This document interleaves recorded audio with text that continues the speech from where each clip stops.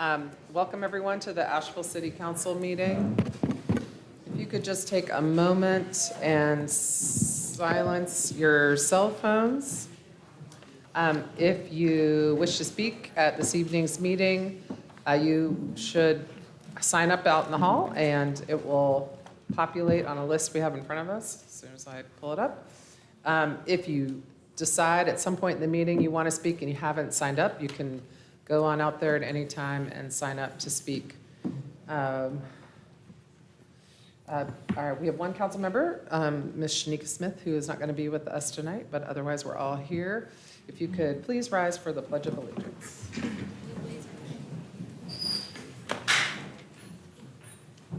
pledge allegiance to the flag of the United States of America and to the republic for which it stands, one nation, under God, indivisible, with liberty and justice for all.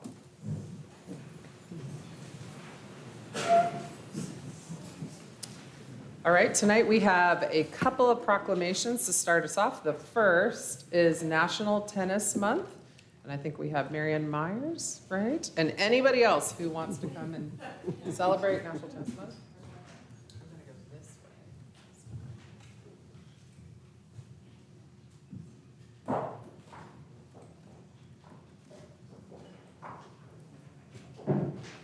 Tennis, you gotta keep showing up, those pickleball people. Whereas on May 21st, 1881, the USTA, originally known as the United States National Lawn Tennis Association, was founded in New York City, New York, to create rules and standards for the emerging game of lawn tennis. And whereas the USTA is the nonprofit national governing body for tennis in the United States and leads the promotion and growth of the sport at every level of play, from beginners to professionals at the US Open. And whereas the USTA is the largest tennis organization in the world with over 550,000 members from every corner of the country. And whereas the USTA proudly partners with local tennis programs like the Asheville Tennis Association to showcase the importance of health, social, and educational benefits of tennis and make the sport available to everyone regardless of age, environment, condition, or ability through the USTA adaptive grants. And whereas the latest research by the Physical Activity Council shows that more than 23.6 million Americans played tennis in 2022, an unprecedented 33% increase in participation over 2019, and the highest number of players since the PAC study began in 2007.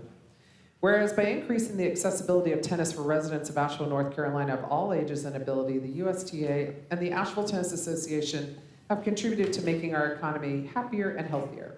And whereas the USDA has declared the month of May as National Tennis Month to encourage players, organizations, facilities, retailers, tennis manufacturers, and more to promote local programs and activities at parks and facilities to showcase tennis and spread the word about the sport and its benefits to help players and non-players alike find courts and play opportunities in their communities.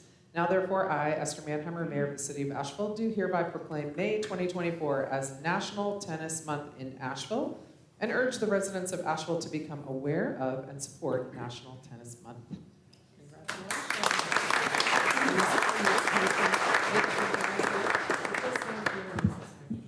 Hey, I'm Marianne Myers. I'm an Asheville native and the president of the Asheville Tennis Association, and obviously a tennis teacher, because that's why I'm wearing this sexy outfit. I just left the courts.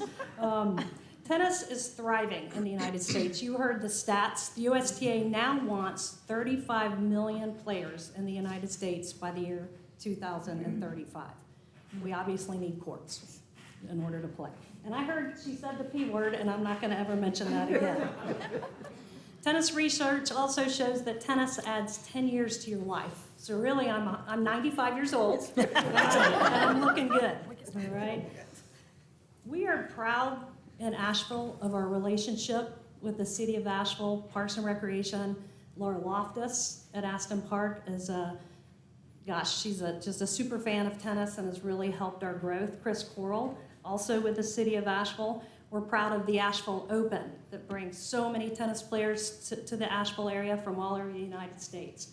But I think what we're most proud of is what we do for free. We provide this weekend a free high school tennis tournament to 48 boys and girls all over Western North Carolina for free to play on those beautiful Aston Park tennis courts. I run the Terminators program, which is a part of the National Junior Tennis and Learning started by Arthur Ashe 52 years ago. I just left Miss Earl's kids. Everybody knows Miss Earl in Asheville.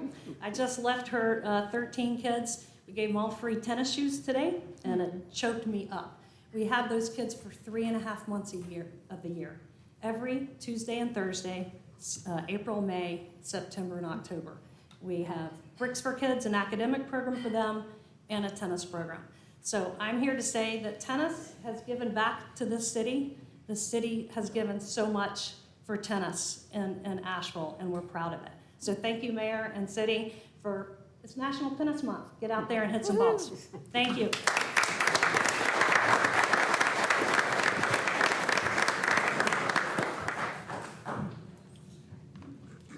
Okay, next we have a proclamation for National Public Works Week, and we have Greg Schuler, our Public Works Director, Laura Morgan, Administration, Tim, I'm not saying your right, Knifen, Sanitation, McKinley Allen, Streets, Anthony Morrow, Fleet, Michael Cole, Asset Management, and Lynette Williamson, Stormwater. And if I missed anybody, please also come forward.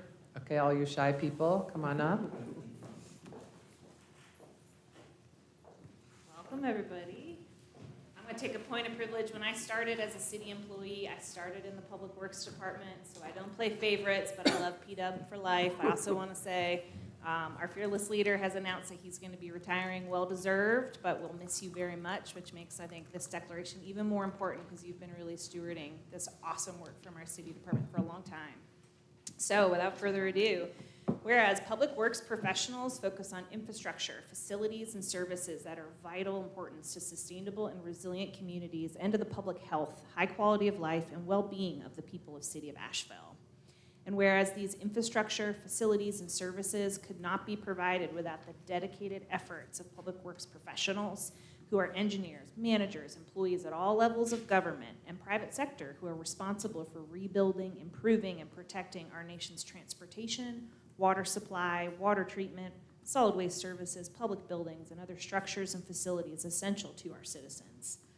And whereas it is in the public interest for the citizens, civic leaders, and children in the city of Asheville to gain knowledge of and to maintain an ongoing interest and understanding of the importance of public works and public works programs in their communities. Whereas the year 2024 marks the 64th annual National Public Works Week, sponsored by the American Public Works Association, Canadian Public Works Association.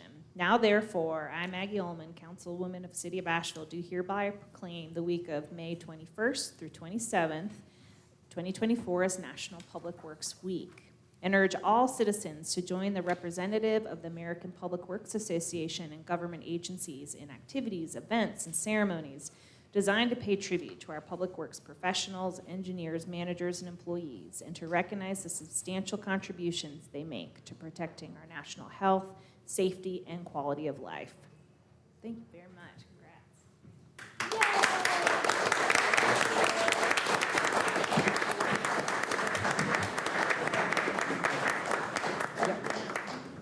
Great. I thought you were going to make a speech, Greg. I'm going to make a short one. Okay. Hi, my name is Tim Kniffen. I've been with the city for 5 years. I work with the sanitation department. My job is field operations specialist. I'm in charge of filling in for anyone that's out for any of the trash routes, brush routes, bulky item collections, and then I'm also responsible for the maintenance of the receptacles downtown, as well as any repairs for any of the trash or recycling carts. I'm McKinley Allen. I've been with the city 22 years. I'm the supervisor of the downtown beautification crew. You all know what that entails, so it's never ending. Very challenging. Hi, I'm Michael Cole. I work in the asset management department where or division rather, where we do mapping for all the infrastructure for public works and in support of all public works operations. And I've been with the city for 19 years. Hey, Laura Morgan. I work with, I'm the Public Works Admin and Stormwater Business Services Coordinator. I've been with the city for 20 years. My name is Anthony Morrow. I'm the stockroom supervisor for fleet management. I oversee the stockroom and ordering of all parts for all the vehicles in the city, as well as all fuel ordering for the city, as well as the transit bus operations. I've been here for 12 years.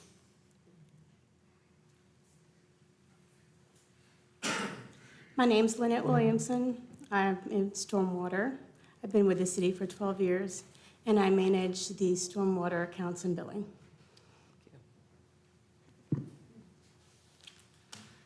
Mayor, Vice Mayor, members of council, pleasure to be here. Thank you for allowing us to do this. This is over a decade that you dedicate time to show thanks to our employees who get it done every night, every day.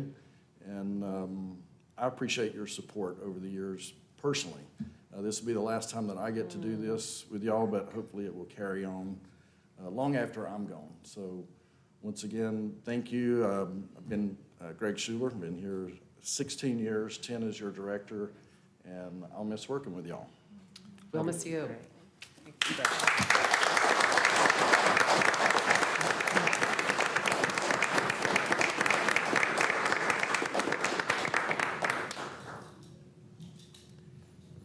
Thank you, folks, for coming.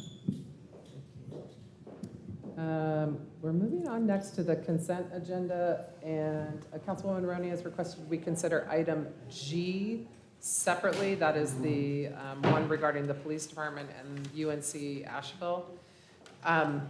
Anybody have any questions, comments regarding the consent agenda? Okay. Do I have a motion to approve the consent agenda except item G? So moved. Second. Okay, we have a motion and a second. I have Atlas Hutchinson, who signed up for item G, to speak on item G, and this is fine to do that now. Ms. Atlas Hutchinson. Each speaker will have 3 minutes to speak. Watch the lights on the lectern, and red means stop. Thank you.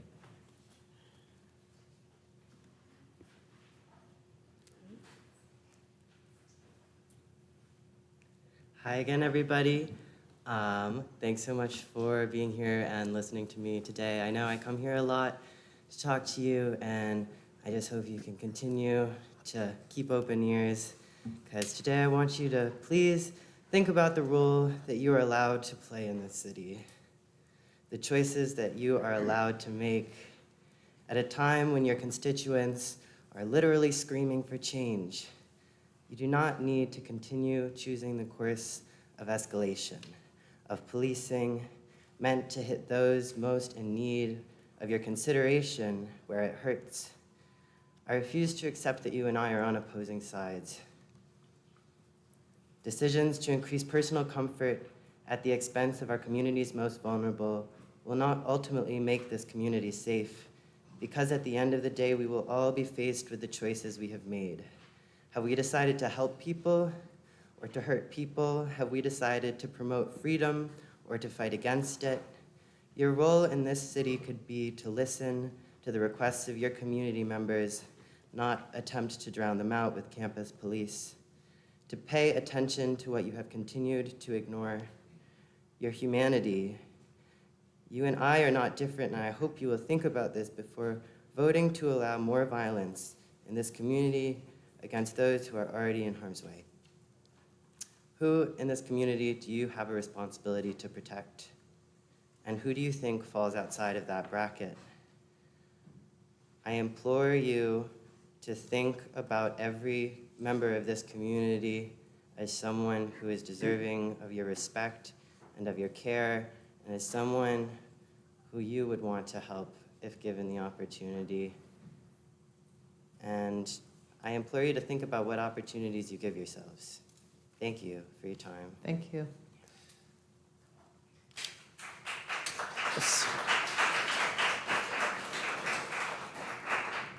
Sorry, no clapping as part of our rules, except for the proclamation part. So I see some people have come in and they're looking for seats. We have some open seats in the second row. We'll just wait while you find them and just kidding. Okay, the other person signed up to speak under item G is Nina Tobish.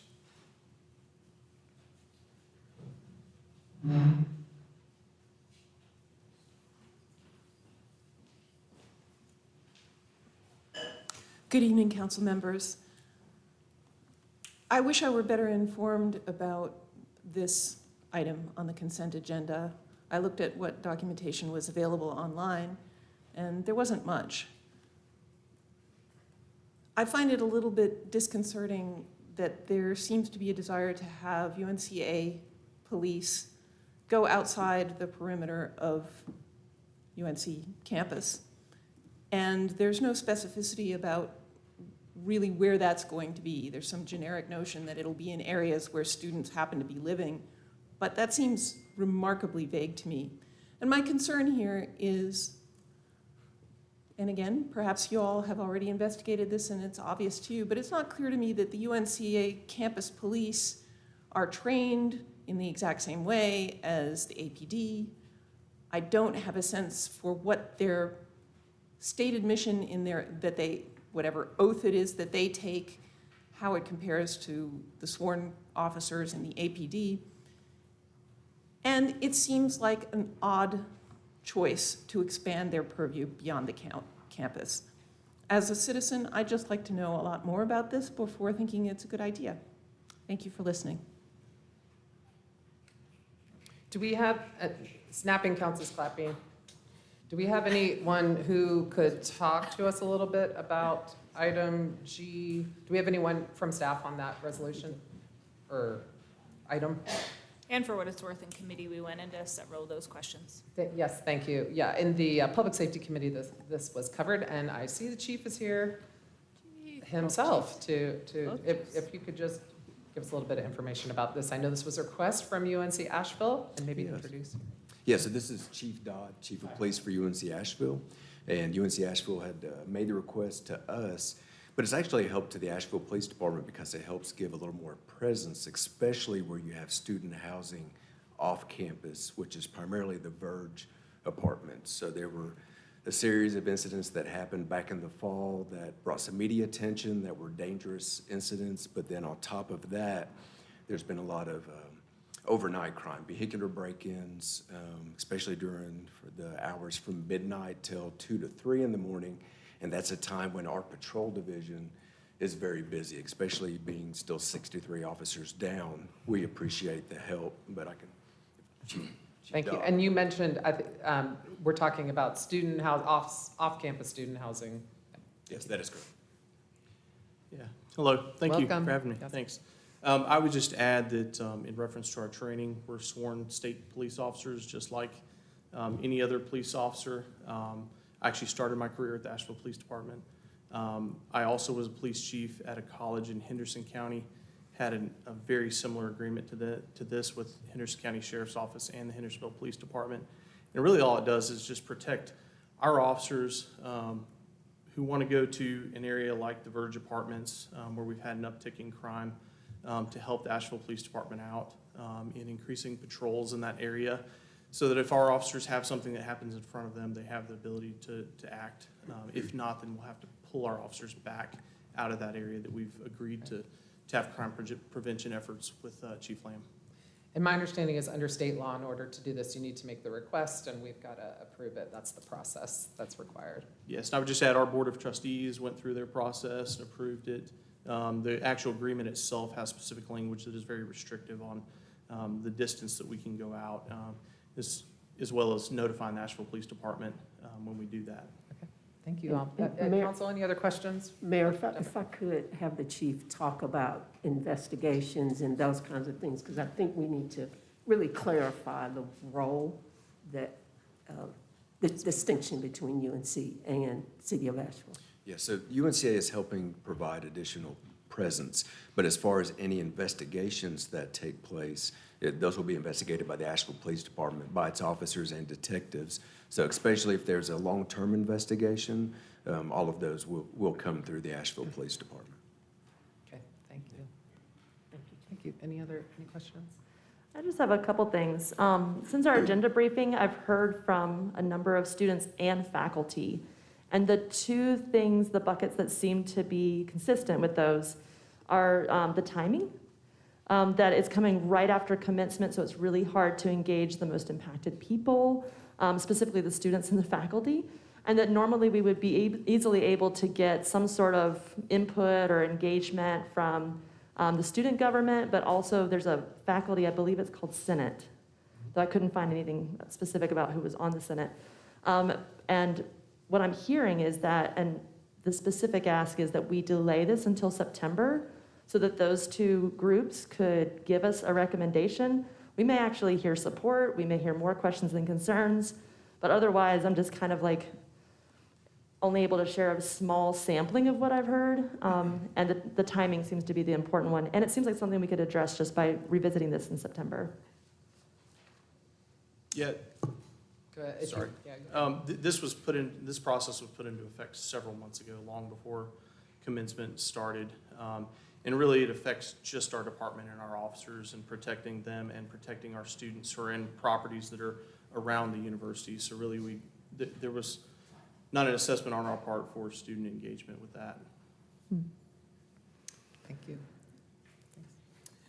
Only thing I would like to say is I'm really happy to see us partnering with each other all through the city as we deal with a lot of the issues that we deal with as far as shortage of workers. So it's many ways that we could find that we can work together and actually sort of fill those holes that are being lost.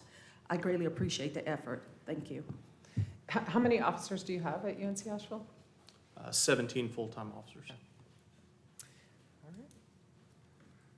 Any other questions? All right, thank you very much. Okay, council, we have a motion and a second to adopt the consent agenda without item G. All those in favor, please say aye. Aye. Any opposed? Okay, do we have a motion to adopt item G? Maybe Sandra wants to make the motion. I'd like to make a motion for item G. Do I have a second for item G? Second? Okay, we have a motion and a second. All those in favor, please say aye. Aye. Any opposed? No. Okay. All right, we've adopted the consent agenda. Thank you very much for attending tonight. We appreciate it. Are you skipping a public comment on that consent agenda? Anyone who signed up for public comment regarding the bid will join the other folks that are speaking on the bid at the end of the meeting under general public comment. So we're not going to hear the ones on item A? No. I understand that. Thank you. We're going to hear comments regarding the bid and the presentation you provided before the council meeting under general public comment at the end. Now we'll move on to presentations and reports. We have the presentation of the fiscal year 2025 annual operating and capital budget. And Tony McDowell, I'm handing it to the city manager first. Thank you, Mayor. Good evening, Mayor and City Council and staff and the Asheville community. I want to start by really apologizing first, because as part of this presentation, there's going to be a lot of redundancy. So if you followed our budget process, you're going to see some things that we have been talking about for several months. We are to the point where this is the manager's proposed budget, and I just want to take a couple of minutes to have some opening comments. And the majority of the heavy lifting in terms of the presentation will be done by our Finance and Management Services Director, Tony McDowell. So it is my pleasure to respectfully submit to you the city manager and staff's proposed budget for the fiscal year beginning July 1, 2024, and ending June 30th, 2025. As I've done over each of the last 5 years that I've been here, I want to begin my budget message by saying how honored I am to continue to be a part of an organization that cares so deeply for the people it serves, and how much I appreciate your efforts. through the budget process to address the needs of our community in a fiscally responsible manner.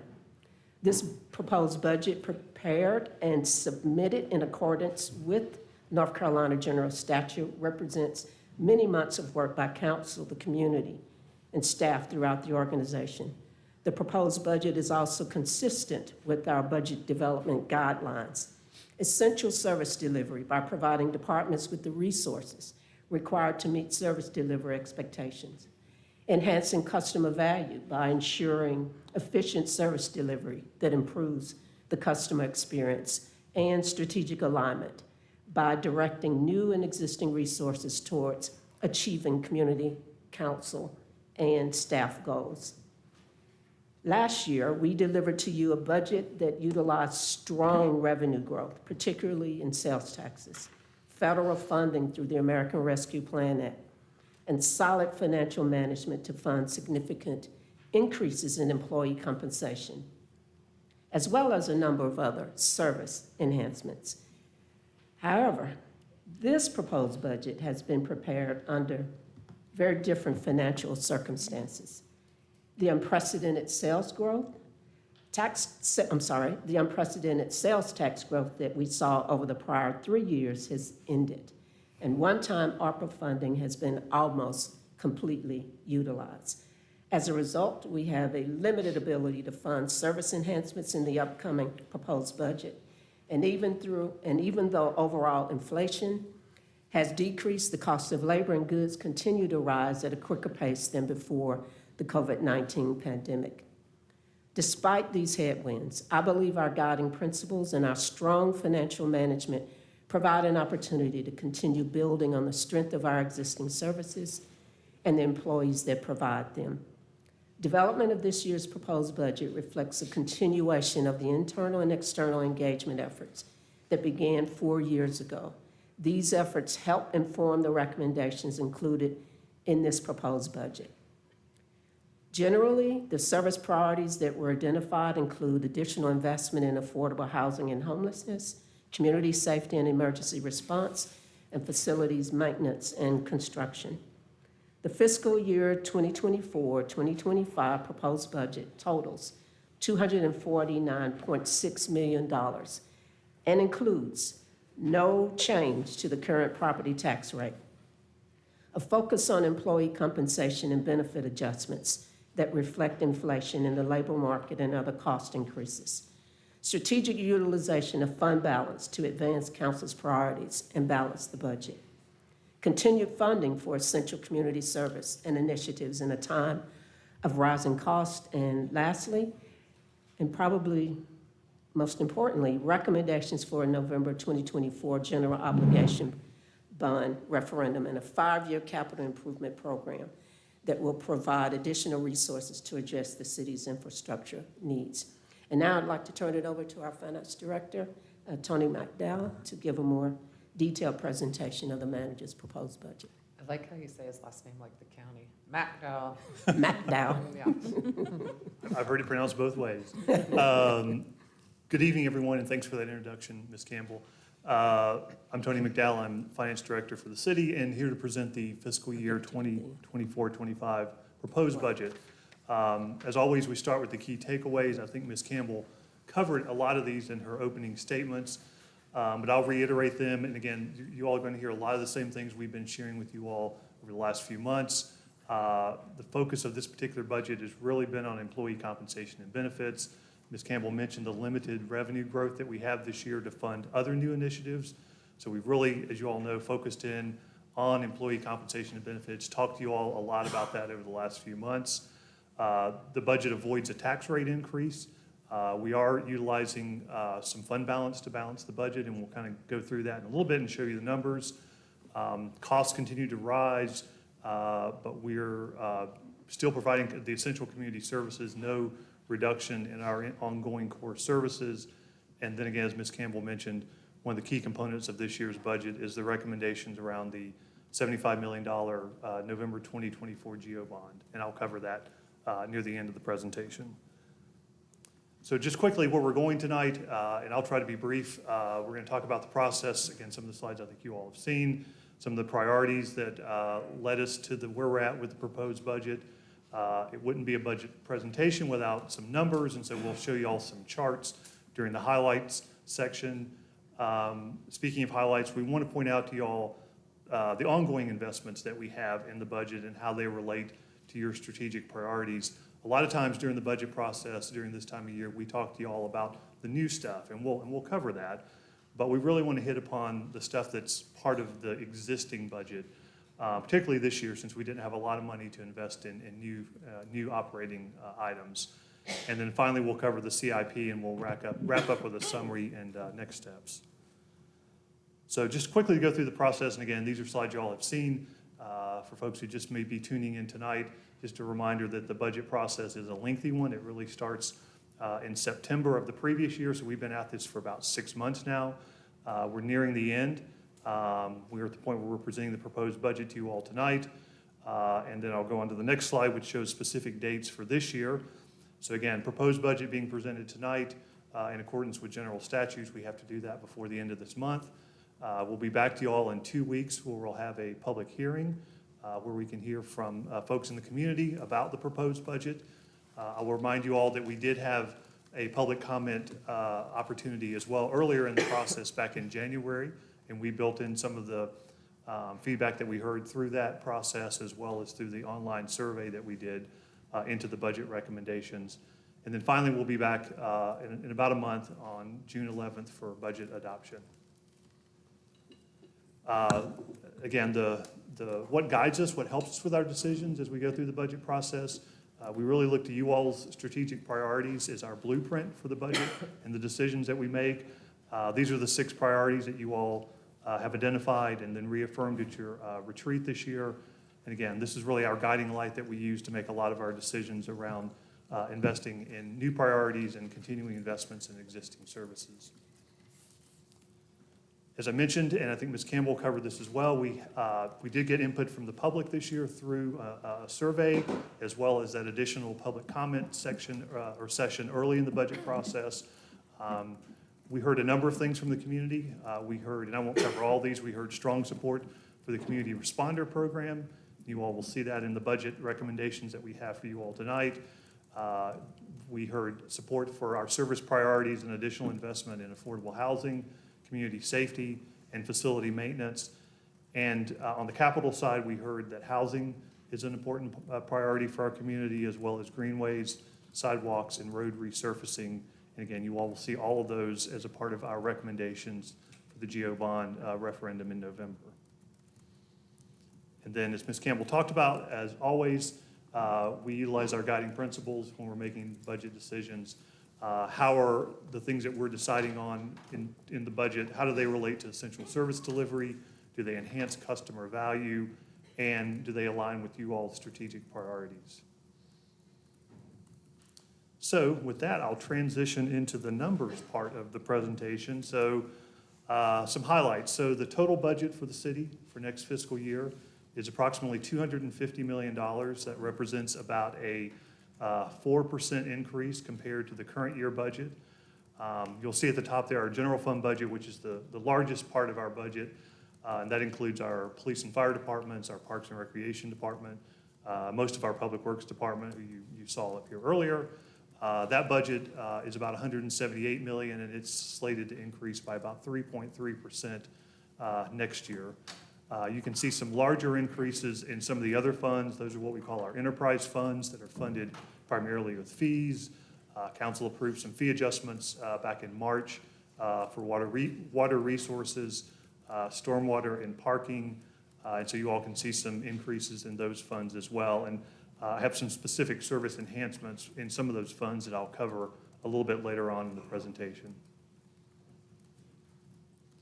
So just a quick look at our revenues. So this is total budget. So this includes general fund and all of our other enterprise funds.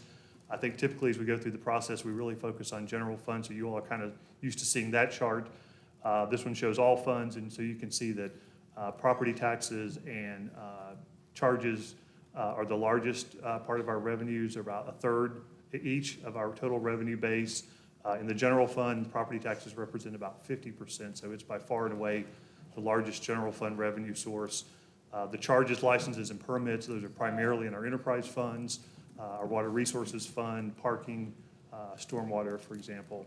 And then finally, sales taxes. Ms. Campbell mentioned the fact that we have seen sales tax growth drop off. In fact, we are flat this year compared to last year at this point, which is a big change from where we've been in the last few years. Sales taxes are about 17% of our overall city revenue, and then a bigger part of our general fund, about 20%. So as a reminder, the impact that this will have on a typical residential household, the impact of this particular budget that we're proposing.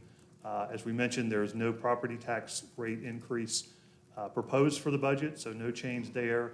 And then again, just a reminder of those fee increases that you all approved back in March for solid waste, stormwater, and water, and how they will impact our typical residential household here in Asheville.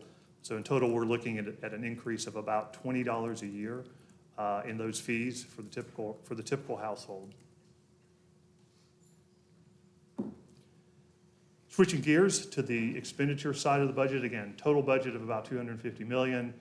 Salary and wages make up about 40% of our budget, benefits about 17%. So if you combine those together, it's about 59 to 60% of our overall budget are invested in our people, and they're our number one resource.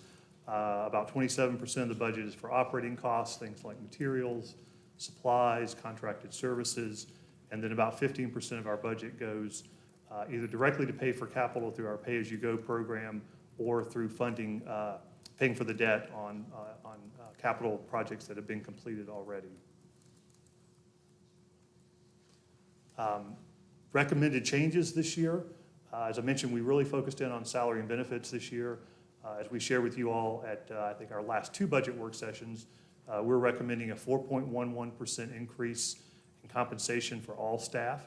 What that will allow us to do is it will allow us to meet the Just Economics pledged annual living wage rate for all employees. We do have some other cost increases as well in our budget. The next two are kind of unavoidable cost increases for I think it's the 8th or 9th year. The state is increasing the contribution that all local governments in North Carolina have to make for the state retirement system. And then we also this year are having to increase the employer contribution to our healthcare program as well. We've seen costs begin to rise again in healthcare. They were flat for a number of years, but those have begun to go up again, so we're having to put additional money into our healthcare program this year, and that will likely be a trend that we see continuing in future years.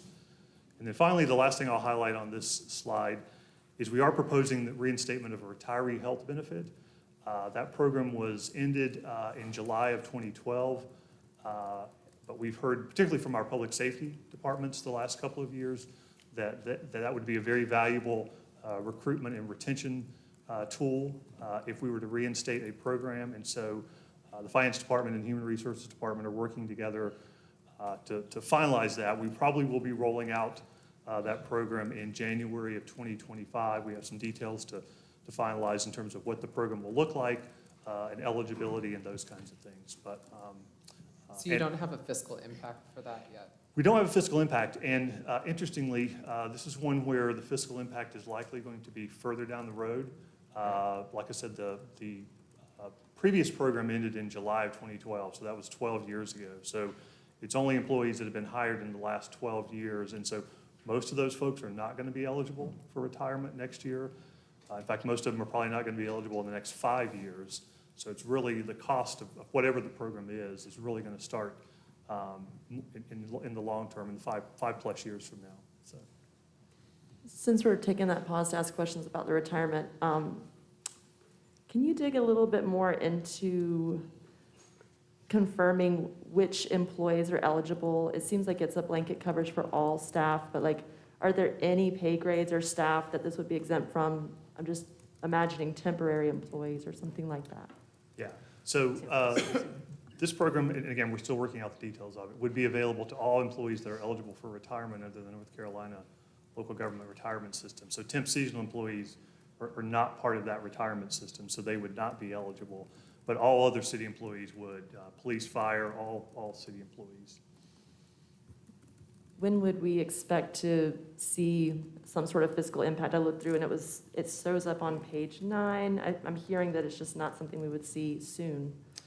Yeah, we definitely have to come back to council for you all to take action on this program before it's implemented. And again, we're targeting, finance is working with HR, and we're targeting January 1st to launch this program. So at some point between now and the end of 2024, we'll be back to you all. We'll probably come to the Policy, Finance, and HR Committee as well to talk about the recommendations before we bring it to full council. And so we have engaged our actuarials to kind of help us do that future year estimate of costs. And again, we're still working through that. And that, of course, will depend in large part on what the program itself looks like. And we're still working out the details on that as well. Other than that, every employee that's eligible would be able to participate. Yes. Thank you.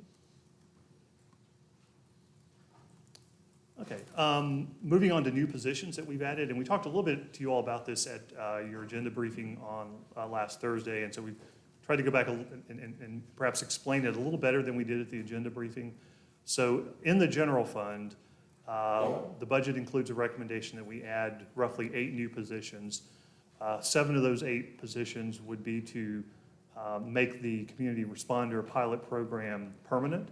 As you all know, that's a program that we launched last year utilizing existing budget resources, and now we're going to make it permanent by adding the 5 community responder firefighters as well as the community responder peer support specialists. And that program is going to be funded with a mix of opioid settlement money, Dogwood grant, and general fund revenues. And again, that makes up really the bulk of the new positions in the general fund. We do have 1 additional sanitation driver, and that's funded with that sanitation fee increase that you all approved back in March. The 2 APD positions, we just want to kind of clarify on those. It's not in addition to their headcount. They're taking 2 of their sworn positions that we had budgeted as vacant. They're converting them to civilian positions, and they're going to handle the drone program. So those are not new positions in the general fund. And then switching gears to the enterprise funds, and I think this is why we wanted to make the distinction, because we didn't really do this last week, but the vast majority of the new positions that we're proposing in the budget are in the enterprise funds. They're fee supported. There's 21 total positions, and if you'll notice in looking at this chart, most of the positions are in what we have designated as maintenance crews. And so you'll see in stormwater, there's a new crew of 5 folks to do preventive maintenance. In water, there's a new maintenance crew for the south section of town, which is one of the recommendations from the IRC report. And then on the street cut fund, that increase is directly related to us taking on a new customer. Duke Energy is going to join that street cut program, and so we have to add resources in order to be able to handle that new customer. So again, kind of following up to some questions that we had at the agenda briefing on Thursday, there was some questions around fund balance, and as I mentioned earlier, we are recommending use of fund balance in this year's budget, much like we did last year. We're recommending that bold row there, the second row of recommending $7.75 million for fund balance appropriation for the current budget year. We recommended 8 last year. And I think the question we had at the the agenda briefing was, where is that going to leave us? So as we indicated at the agenda briefing, if our estimates hold true, and I'll remind everyone they are very much estimates, especially that fiscal year 2024 year-end balance of $31 million. The year's not over with yet, so we don't know exactly what that number is going to be. That's our best estimate at this point. So if everything were to hold true here, we would end next fiscal year at 13.3%, which is a little under our 15% policy goal. And I think the question specifically that you all had was, how much would we need to add back to fund balance to bring it to the 15%? And that's that $3.1 million number there at the bottom. I really appreciate this slide. This really does kind of distill through it for me. So thanks for putting that in. I know several of us, so thanks. All right, and then the other thing we wanted to kind of highlight, and I think this was a comment Ms. Campbell made on Thursday, was what are we utilizing that fund balance for? So if you remember, the number is roughly $7.75 million, so we wanted to put together a list. This is not everything, but this represents about $7 million. Again, the things that we're essentially using fund balance to cover in this year. this year's budget, and it really is, I won't go through all of these, but it really is a lot of the things I just talked about. I haven't mentioned the transit funding, but we utilized ARPA money in the current year. As Ms. Campbell indicated, we've pretty much used up all of our ARPA money, and so we don't have that as a funding source next year for transit. So the general fund contribution is having to go up. So that's one of the things we utilized fund balance for as well. Tony, if I may. Yeah. Would you have considered putting additional CIP spending on this slide? I would, but there really isn't any additional CIP spending built into the FY25 budget. It's really just a continuation of the existing program. The additional CIP spending is the bond. That would, that won't be approved till November, and then we would come back to you all at that point with those Okay, so numbers. some of the bond is inflating, is getting us to that $32 million. Now that I'm seeing all of the pieces of our budgeting, I'm just trying to put them together in my head. Is that right? She's jumping ahead, but on slide 35 on the capital, on the CIP budget, is any of that bond money?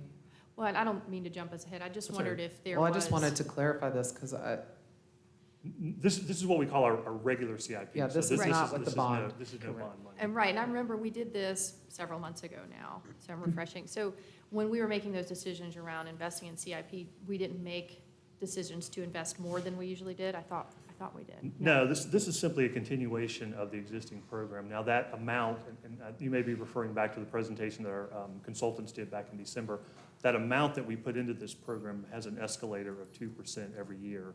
And so yes, that is built into the budget. We didn't highlight it on that list there on the previous slide where I was at, but we very easily could have put that in as an example as well. Okay. Does that help answer your It does. question? I'm just putting all the pieces together. Okay.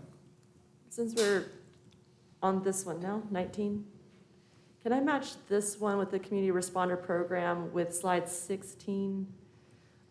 In slide 16, we have 7 positions for the community responder program, which fundamentally I support, though I still think for long-term sustainability, we're gonna need partnership with the county. What I'm seeing here is that only 2 of the 7 positions are gonna be funded by the opioid settlement, and I thought it was going to be more than that. So are the other 5 coming from the general fund? So it's a mix. Some of the cost is going to be general fund, and we're still working through that. We actually had a meeting last week with the state to talk to them about our community responder program and specifically what they are doing and the data that we will need to gather to demonstrate to the state that we are indeed responding to the opioid crisis, and we're in the process of developing that. So some of the cost of the community responder firefighters will be able to be covered with the opioid settlement. We don't know exactly how much yet, so we're budgeting conservatively and assuming most of it will be covered by the general fund. Oh, that creates more questions, but thank you. So maybe for a conversation after the budget, we could talk about what are the rules and regulations around opioid settlement to make sure that these 2 are indeed fundable. We're pretty certain the 2 are fundable. It's the rest of the firefighters that we're going back and forth, I think, with the state, trying to ensure that we are compliant. And if not, what would it take? Because we personally feel this is extremely consistent with the intent and goals of the opioid settlement. We just want to make sure we understand what needs to be documented, what are the things that our firefighters might be doing outside of addressing the issues of people that are in crisis. We would have to pick that up as part of the general fund. And I guess just to get to the spirit of it, I do know that we're trying to get to sending the right people with the right tools and training. I've seen them in the field, and I appreciate our firefighters who are doing it. I just am a little bit confused about why we as an organization would duplicate if the community paramedic model is more aligned with the opioid settlement, because otherwise we're pulling the funding without sending fully the right tool. So maybe that's for more of a conversation later. Yeah, I mean, we can talk more about this at a later time, but attending the CIT task force last week, the critical incident training folks, which has fire and police and the sheriff's department and community paramedics and the 911 call center and Via Health and all the other folks, it's pretty clear that all the pieces are in place, But the staffing capacity is still such a struggle between all the different agencies. Ideally, you could build out a community paramedic program over a period of time and scale it up in such a way that fire could go back to just doing fire. But I think right now it's kind of an all hands on deck, is the impression I'm getting. And we actually, again, are looking at reimagining public safety. And that we don't have these clear, neat categories of services anymore. We have to coordinate, collaborate, leverage, do all of those things with all of our resources. We're not trying to duplicate what the county is doing. We're trying to complement and support. So, and just to layer in, so they're all getting CIT training. Correct. So to be able to be first responders for these sorts of incidents. But we had a little bit of a confusing conversation about whether the sheriff's department is responding in that division within the city. Mhm. They will, if their partner calls them, the community paramedics with the county will. So, but having our fire downtown seemed like a necessary piece of the puzzle. They might end up calling somebody else ultimately, but that still is getting worked out. It seemed to me like all the framing is still kind of gelling up. It is evolving, and we really, even though we're saying community responders, we actually think that what we're trying to do is to be more proactive and preventative than reacting and responding to a call. I look forward to future conversations. It would also just help to know what the budget impact is for each of those as we're in the budget conversation. While we're on this slide real quick, just one thought I was going to share later in the budget process. And because it's connected to something we're hearing later around the bid, one of the things I heard when we first started talking about the bid was that there may be an interest from council to see if they could help supplement, excuse me, and grow the community responder program. But if I understand legally, the bid cannot take on any existing program. So are we misstepping in funding these positions ahead of a potential bid that could have helped fund them? You're talking about the Community bid? responders. Well, there was Are a you saying discussion. that the ambassadors could serve the same role? There was a discussion in our council meeting when we were at the banquet center, so it was last meeting, I guess, around whether or not this council might really encourage a bid if it were adopted and so on to help supplement community responders. But if we're fully staffing it, they won't have a chance to supplement it, right? So this money doesn't go on forever though. no, right? it doesn't. I just wonder if there's an option there of No, how long does it go? 10 years, I think. Yeah. It was like 10 I think years. it's 20, yeah. but It's not much. It reduced. But do you yes, see my it's not point? much. Like, are we fully staffing something that might have received some additional supplemental funding by another initiative soon? And now can't because we are fully staffing it. The only thing is, I don't. Maybe it needs more community responders than the 7. I'm not really clear. But if we're fully staffing it, then we're kind of negating the ability of a potential Well, bid to do it. here's what I want to make clear, is that the community responder program is not just for downtown. Right. Mm-hmm. Community responders will respond on Tunnel Road and Haywood and any of the other corridors, Okay. in particular, where we are having some issues with the unhoused and others. Okay, so there may be room still to supplement more in downtown if needed and would be wanted. That's kind of what I'm getting at, okay? Absolutely. Can I Yes, just this is a clarify? citywide program. Because I'm hearing we're revisiting an old meeting conversation. So the way I was hearing it in our bid hearing was we could just do a municipal service district instead of a bid, is a type of service district, in which case the city would raise funds and put it into the general fund to provide different kinds of additional base level services. Correct. Is that what you're talking about?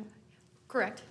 The theory is, the rule is statutorily that the bid cannot replace existing services. That's why we have to establish that document of existing services. So if we were, say, fully staffing this program, then the bid couldn't take on some of that program. But it sounds like, and it's a good point, that the community responder program is community-wide, because if there were additional needs, maybe there are needs in downtown for 2 more. I'm not clear. I don't know what the full makeup of the community responder department needs to be. But I just wanted to make sure we weren't doing something that we might regret later because we couldn't supplement while we're also seeing an increase. And again, it's hard to assess because we haven't scaled up. We haven't rolled out a fully, which we think, implemented effort yet. And this potentially, if the budget is adopted, would be our first opportunity. Thank you. Okay, absolutely. And I'm going to move on, just to finish off this section quickly. Summary of what we've talked about, budget funds compensation to the pledge of living wage, avoids compression, maintains existing services with minimal cost increases, and those investments in strategic enhancements, most of which are in the enterprise funds, are funded with additional fee revenue, and most of them are focused on core services.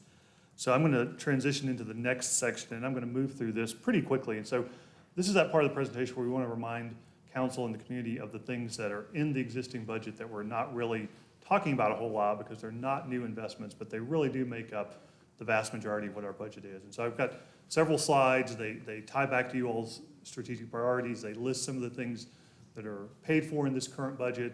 Again, I'm not going to go through each one of these, and I'm going to move kind of quickly. Equitable and affordable housing and stability, a list of the things, housing trust fund, probably being the biggest there, funding for any existing land use incentive grants that you all have approved. All those things are included in the budget. Moving on to homelessness strategies, would highlight there the homeless strategy division that we have, the Code Purple funding, the homeward bound street outreach. All of that's continued in our budget. Neighborhood and climate resiliency. We have ongoing costs related to the park maintenance relocation and continuation of all those other programs that we've started in previous budget years related to that priority as well. Improving and maintaining core services, and we're going to be talking more about this, but a lot of money in the current budget already going toward that. Our existing CIP program, our HRIS software system, solid waste master plan as well. And then the reimagining public safety efforts that are in the budget. If you all remember, we consolidated 911 operations with the county a few years ago. That's still in the budget. Some of the additional funding we put into APD over the last few years for body-worn cameras, additional training and recruitment, all that's continued in the current budget that we're proposing. And then finally, I'll wrap up with reparations. Just a reminder there that we did start in the current year of increasing the annual allocation to reparations by 2% every year. That's continued in the budget we're proposing. So that would bring the annual allocation for reparations up to $520,200 for next year. So moving on to the new investments, and again, I'll probably move through these pretty quickly as well because I've kind of talked about these already. The community responder program, obviously we've had a conversation about that. The drone support, which is those additional positions, reallocated positions in police that are going to support that program. And that's part of their reimagining public safety effort. It's going to decrease response time, provide real-time intelligence, and enhance overall public safety. And then the rest of the slides, the next two or three, I'm going to highlight some of those improvements or investments that we're making in core services. There's funding for the public safety radio system upgrade. There's support in the transit budget to help develop the RFP for the upcoming bid process and selection of a vendor to provide transit operations. We have enhancements in the yard waste and brush collection area. That's funded with the fee increase that you all approved for solid waste back in March. And then all the ones on this page are the ones that I talked briefly about when we were covering enterprise funds. It's enhanced maintenance crews in stormwater, a couple of new positions in their development review area that's going to speed up response time there. And then that sidewalk maintenance expansion that I talked about in the street cut fund, where Duke Energy is coming on as a partner in that program, and so we need additional resources in order to meet those customer needs. And then finally, in our water system, I mentioned the new crew, the South Asheville crew, to improve response time in that part of town. We are also adding a new position to help with capital project management in the water fund. And again, I think both of these were recommendations that came out of the IRC report for the water fund as well. So I know I went through that quickly. Y'all please stop me if you have any questions. I want to get to the CIP, which as you all know, is a big part of what we're talking about tonight and are going to be talking about over the next few months. We've showed you all this slide before. We think we are well positioned this year to address some of our CIP needs. And we feel that way because we've done a lot of work over the last 12 to 24 months to look at our capital. We've had the facility condition assessment. We've done master planning. We've got the gap report. The Recreate Asheville plan is underway now and wrapping up, and the affordable housing plan as well. So we've got a lot of good data to help us make informed decisions around our capital program. And with that, we're looking forward to the November GO bond referendum. Y'all saw a preview of this slide a few minutes ago. So this, before I get into the GO bond, I did want to just kind of briefly cover our existing CIP. And so this is what we call this our regular CIP. We have about $100 million in investments coming up over the next 5 years in this program. You'll see a couple of spikes there on streets and sidewalks next fiscal year, and then again in 2027. For next fiscal year, that includes the funding for the Cox Avenue project. In fiscal year 2027, that bump up there to 16 million, that includes our I-26 commitments and also improvements for Deaverview Road and also a Livingston Street complete street project as well. But again, that's kind of our regular ongoing CIP that's funded within our existing program or within our existing budget. And then I wanted to highlight outside of our general fund, in our enterprise funds, in the water fund, we're expecting to do about $240 million in CIP investments in the next few years. You all approved the first round of fee increases to help us address those needs back in March. You all will see that plan in our proposed budget document. And then also we're going to be moving ahead with about $11 million in maintenance needs at our parking garages. And the revenue to support that was also from the fee increases that you all passed back in March. Before we move out of this section, can you go back to slide 35? I have gotten some requests to dig into the Recs and Entertainment section of this. Can you help me understand why we wouldn't do the Malvern Hills pool in our budget instead of with the bonds, given where the interest rates are? Because the interest rates are different? Well, I'm just checking to see, like, why not do the pool here instead of pay for it over the whole bond package period? Yeah. Well, we didn't add any new projects essentially to the existing CIP. We added the out year for fiscal 2029. But this kind of goes back to the question that Councilmember Turner asked earlier about that annual contribution that we make to the CIP.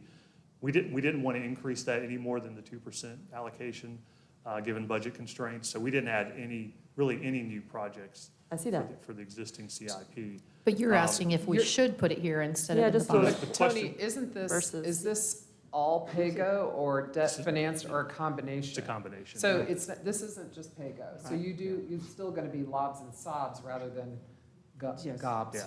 And actually, it's been suggested to me that the lobs and sobs would be a more appropriate use, especially for things like sidewalks, but I was curious what staff thought about for larger CIP projects like a pool.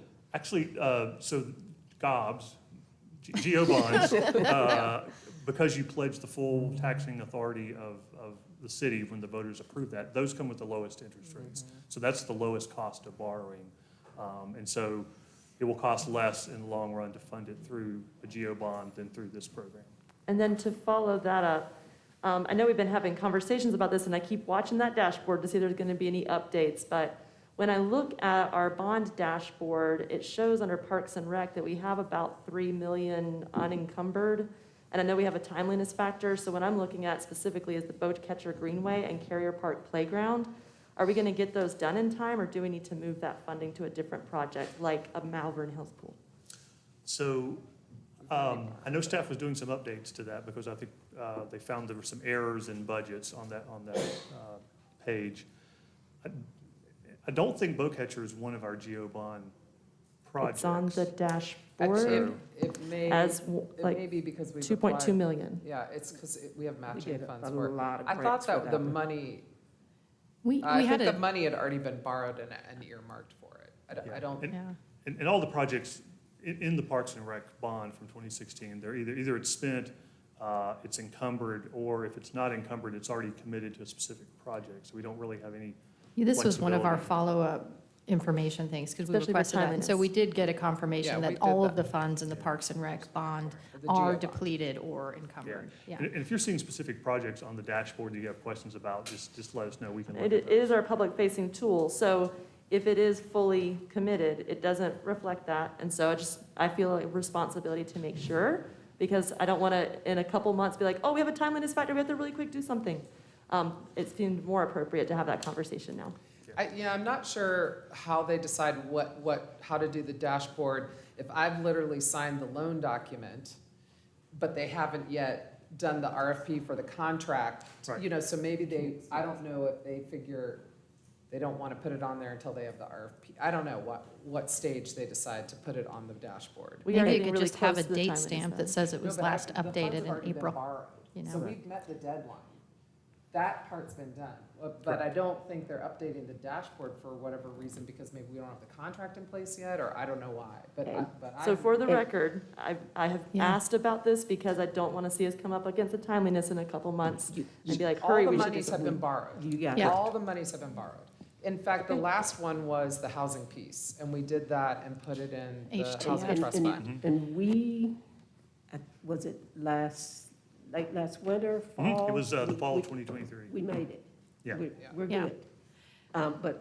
But also on the 28th, when you all have your first action on the CIP, we will bring back some additional information. We will have all the questions that you all are asking, and we will bring that information back to you for that meeting. In fact, we can do a briefing at the Yeah. agenda briefing That that would we be have helpful. before the council meeting. That's probably best. Yep. Councilwoman Roney, your concern's not lost on me, because if it's going to be public facing and we've got an active community, looking at where can we salvage money to fix this problem, it would be confusing. So just to be clear, we have spent the money, the dashboard needs updated. Maybe it just needs a simple date stamp, like it was last updated in April.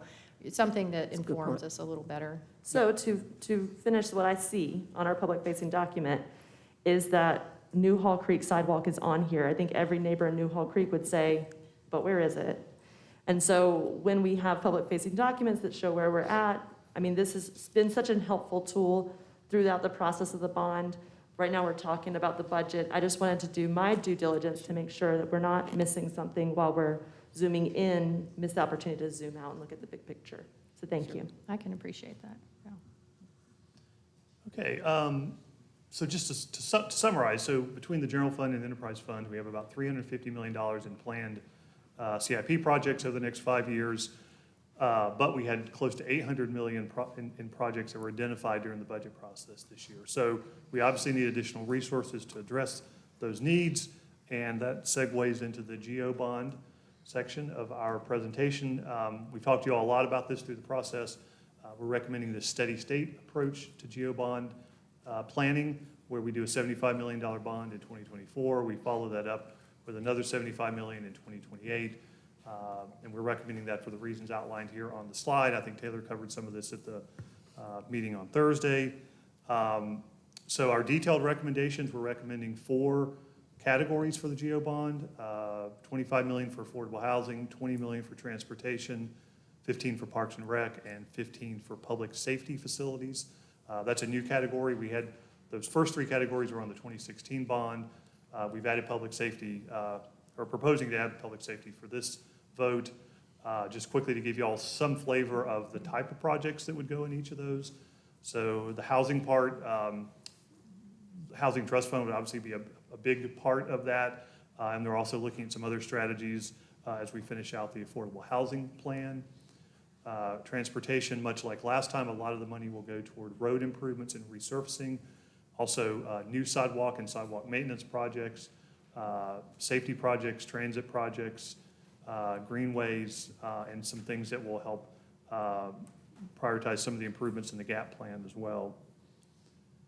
For Parks and Recreation at $15 million, again, very similar to the types of projects that we undertook last time, investments in our community centers, parks, playgrounds, land acquisition if need be, investments in aquatic facilities, and then, as you all know, the Recreate Asheville plan is going to be wrapped up by early summer, so some of the recommendations from that will be utilized to develop that project list as well. And then finally, the new category for this time, the public safety facilities. We're looking at investments in city building infrastructure that was prioritized in the comprehensive facility study that relate directly to police and fire. It's going to be maintenance and upgrades of existing facilities, and again, also potentially land acquisition for new facilities as well. So where we go from here on GeoBonds, you'll be hearing a lot about it over the next 2 months. We're looking to have you all take the first action related to it, the first formal action at your next meeting. What that is the intent to apply to the LGC to get this process started. You'll see some ballot language as a part of that action. The ballot language does not require that we have a detailed project list.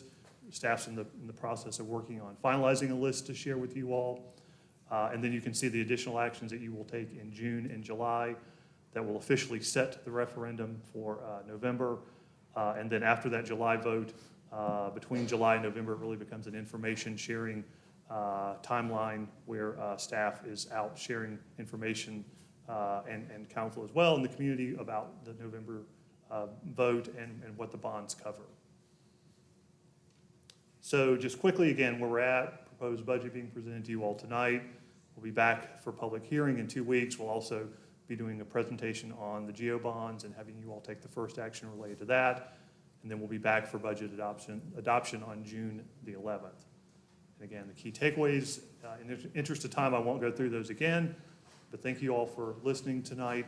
And I'd be happy to take any additional questions you might have. And if I could, before I turn it back over to you, Mayor, I want to just take a few minutes to thank our staff for all the hard work.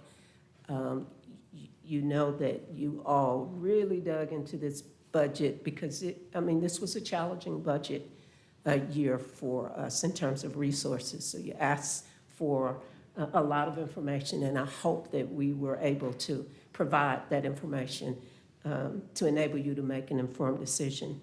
But I want to just take a little bit of executive privilege and call out some names, especially in our Finance and Management Services Department. The Director, Tony McDowell, staff in the Budget Division, Taylor Floyd, Heather Curry, Abigail Riley, Liz Green, and Natalie Bailey for all of their hard work throughout this process, but also to the rest of city staff. It takes a village for us to develop this budget. I want to also thank you, Mayor and Council, for your time, for the input and guidance you have provided to date. And last but certainly not least, I want to thank the community for your input. And as noted earlier, the required public hearing on this proposed budget will be held on May the 28th. And then lastly, we may not have, as part of this proposed budget, been able to address all the budget requests that we received, but we did our best to weigh all the options and impacts and deliver a financially responsible and sustainable proposed budget that will hopefully improve the lives of those who live, work, and play in our community. So thanks, and this concludes the staff presentation on the FY 2024-2025 proposed budget. Tony, I have a question for you. Could you go back to 39? While you're doing that, I want to echo the thank you. I know I asked a lot more questions every year I'm in this seat. I get deeper and deeper into the process, and I really appreciate I know that I see the smirks. I appreciate the extensive time answering my questions. I know I asked a lot. This slide. So I was originally going to bring this up. I'd been talking with your department about when this might be best to bring it up, and I was going to bring it up at the agenda briefing next time, but I think I'm going to just take a moment and talk about it now.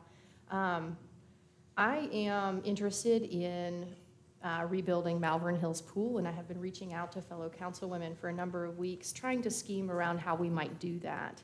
And there are some options, one of which would be to increase the bonds. Now, a lot of planning goes into these numbers and these lists, and I don't want to suggest that we cut something that is already in staff's very broad thinking and planning. But I am curious, and have been talking with my colleagues around whether or not we would consider moving that to a $78 million bond to incorporate an additional $3 million for the Parks and Rec team to be able to rebuild Malvern Hills. That's an educated number based on conversations and such, but my understanding of the timeline is we would need to, as a council, get that information to you ahead of the 28th so that you can have all the paperwork and all the I's dotted and T's crossed. So perhaps this is a moment in time where council could possibly give staff some direction around whether or not they're interested. I know I've heard comments around maybe we don't go to 78, maybe the number trims somewhere else, but maybe this is the best time to have that conversation or express support. I'm personally supportive of going to the 78 million. It's a difference of, I think it's 2.4 cents versus 2.5 cents in additional property tax. That was from our last budget information, so I believe that's accurate. But Councilwoman, would you consider such a thing and encourage staff to do so as well so we could get this one going? So I would say, Sage, thank you for shepherding the Malvern Hills project specifically, and I'm supportive. I would say behind each of these numbers is kind of a rough draft list. The last time we did a bond package, the only other significant time we did a bond package, there was a list. We tried to geographically disperse the projects throughout the city. But once the bonds pass, there are some things that shift because sometimes you get matching funds from the state or the feds for a transportation project, and that elevates a project. Different things sort of move around. So I don't feel like it's locked in stone. I will say I am hearing from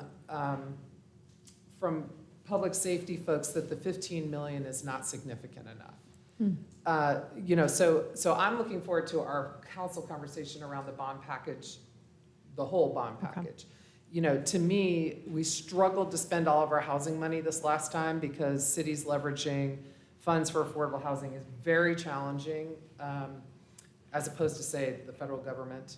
And I would be very interested in thinking more about putting more into Parks and Rec and more into public safety, less into housing, where we don't seem to be able to make as big a difference as we can in the areas of Parks and Rec and our public safety facilities, which are in dire shape, and 15 million is like one tiny little piece of what needs to happen with our public safety facilities. So yes to Malvern Hills, and yes to a bigger conversation about how we bundle this 75 million and what the final looks like.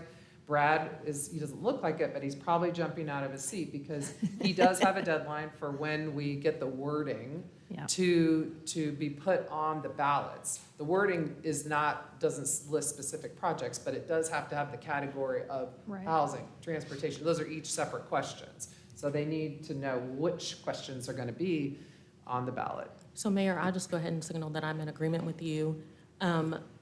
Preferably keeping it at 75. Right. Perhaps reducing that housing portion to supplement the other portion. Because one reason I'm not so into the 78, even though it seems like a little, as a single woman working 3 jobs, every time I write my property tax check, I know what I'm paying down to the dollar. So what may seem like a little bit could be overwhelming for some. And the reason I'm thinking about housing is we already have a steady allocation every year that goes into the Housing Trust Fund.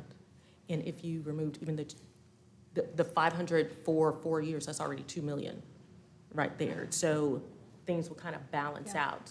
And then we could see to it that the pool moves forward, and other areas that may need a little bit more can be covered as well. Okay. So what I'm hearing is we can have a larger discussion about how this is sorted in these categories and dollar amounts probably on the 28th, maybe a little hint in the agenda briefing before it. Do we have more support for Malvern Hills to make 100%. sure? Okay. So we want to get Malvern Hills in there. So for me, I need 2 things in advance of the next conversation. either we're gonna take it to 78 million, and I need a staff recommendation on like how we're gonna address capacity. Or two, what we're gonna cut. So I'm hearing you're in, but I didn't say what we should cut. And if it's housing, and that's gonna be our message, We don't know yet. Maybe we have that discussion on the 28th because we weren't intending to do it tonight and we probably don't have readiness to do so fully. especially because children from all over the city are using Malvern Hills Pool. It's a public asset. And especially children that are in our Parks and Recs programming and folks who don't normally have access to membership pools. So I know it's a huge public asset. I think we could make the case really strongly. And if it's going to be 75, what are we cutting? So those are my two: capacity if it goes to 78, and what are we cutting if it's 75? But I think it has to be prioritized in there. Helpful. So, one sort of general budget comment.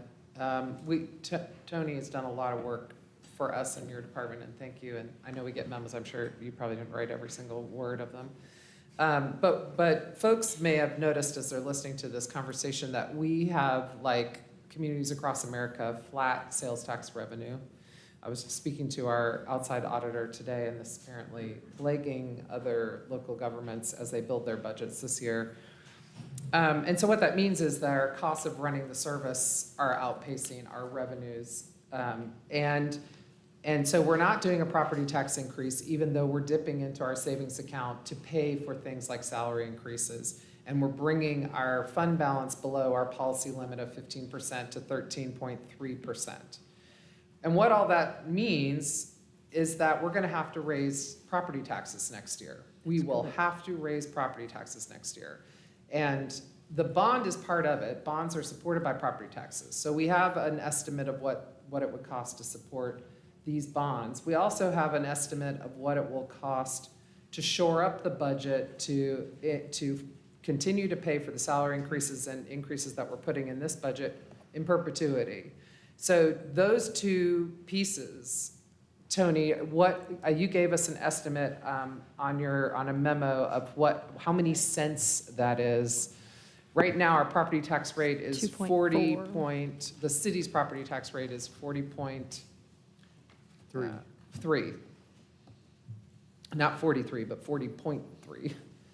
So what is your estimate of the bond plus bringing this year's salary, or this year's budget, incorporating a sustainable budget next year, restoring our reserves and incorporating these increases? Yeah, so our estimates, and they are very much estimates at this point.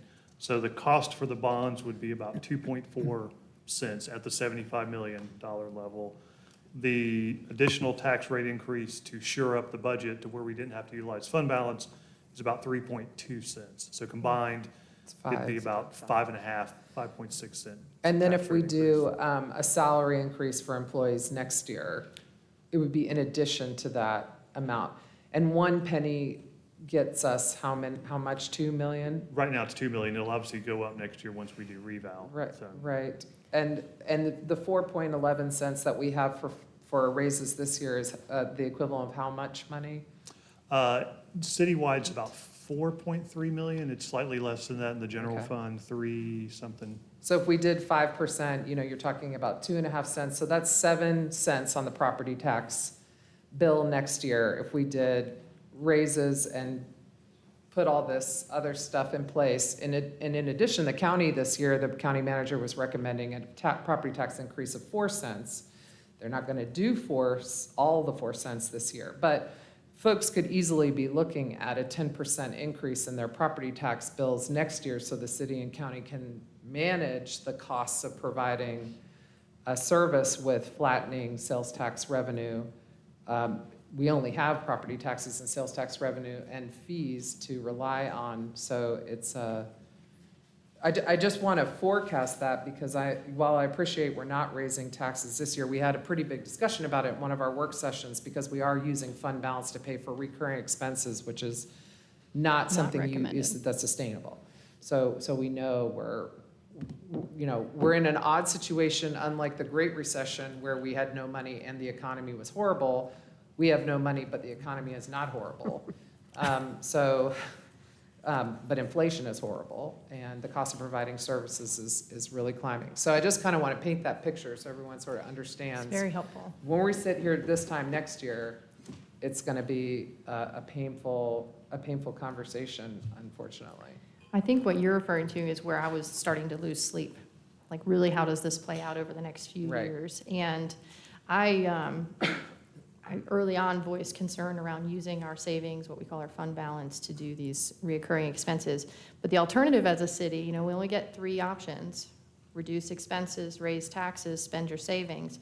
And I know, because of the way we're scrambling to make our budgets work, and my own personal budget, and I imagine across the community, people's budgets are really struggling right now. I didn't feel comfortable moving forward with raising property taxes and making our budget shortfall fall on the community ahead of a reval and all these things coming up, because I feel like this leaves, if we use our savings, then the onus is on us to replenish it. And I think I'm hearing from council that we intend to do that we won't continue this pattern of depleting our savings. So I've become more comfortable with using our fund balance, but it's been a difficult budget cycle this year.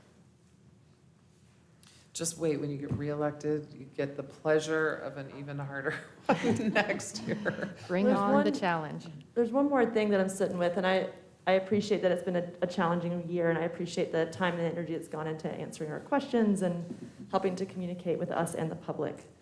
I also acknowledge that this is essentially a maintenance budget. We don't see things like increasing transit service or the strategic partnership fund growth that we have a recommendation to address the racial opportunity gap in our schools. We still have need. We know that. Absolutely. So this is very much a maintenance budget and using our savings, but I'm still deeply concerned about the living wage floor, because every single time we don't get to living wages, it'll be exponentially harder to catch up, which means it'll be harder to recruit and retain quality staff to provide the equitable, reliable services our community demands, and for staff to live in the community they serve. So it would be one thing if we didn't have some solutions, but I've counted them now 5 community-driven solutions to use our existing funds and not raise property tax, but just not provide an across-the-board percentage increase. And so I am disappointed we didn't find a path to that solution, but mostly I'm concerned because when I zoom out, I see 4 increases: the county tax reval, the bid, the bonds, and the defer of this property tax increase. We're not doing this year, but we will do next year. So I just like for me to be really holding the position that I'm in is really worried about this year, even more worried about next year, because when we look at the 2 years, we are going to raise property taxes 4 times on this community. So what could we possibly have done if we were trying to just imagine it would be different? But we have some solutions, especially from our firefighters union, Just Economics. So I still have the same questions and concerns, but thank you for making the time to get them answered as much as possible from the staff end to receive this recommendation today.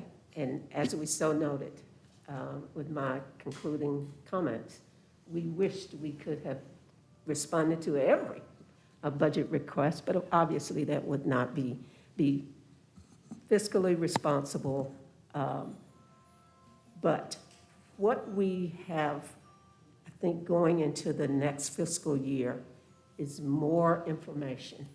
We'll have a housing plan that will have been done. We'll have a park and rec plan that will have been done.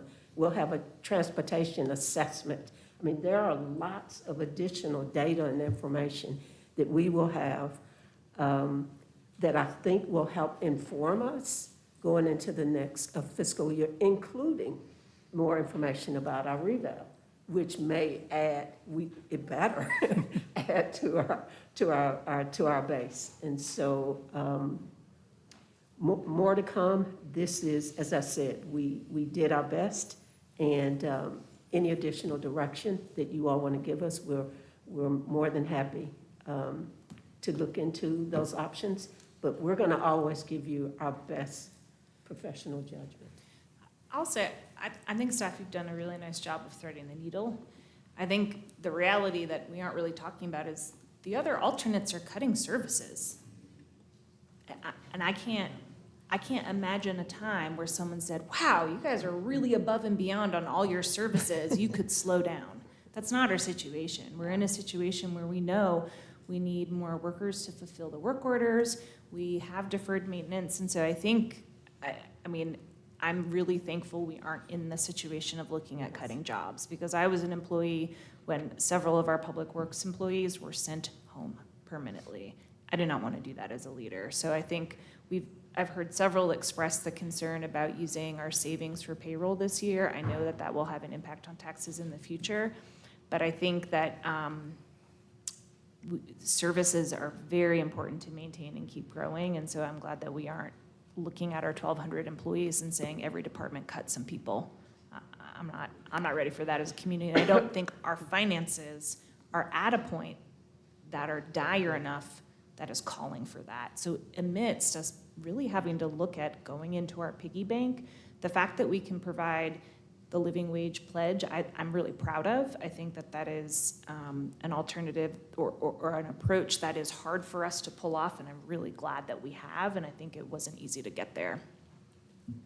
Yeah, we're really digging out of decades of deferred maintenance. I feel like we're going to spend decades correcting it, and that's our responsibility. That's why this job is hard, and it's going to be hard for the next several budget cycles, but I know this isn't popular, but I can't not say it, especially because there's so much accountability in the room, that a living wage pledge that excludes our firefighters is not a living wage pledge. And that's why I'll have a hard time. And that's why I'll have a hard time supporting the budget without it. Well, you can just tell us what we need to cut so we can make that adjustment. A 4 point of. Hey, that, you know, you all, we're having a discussion I was up here, asked a and question, this is a repeated discussion point. It is. And when you say that to us up here, you are telling us that we don't care as much as you. I And can we only speak for do myself. care.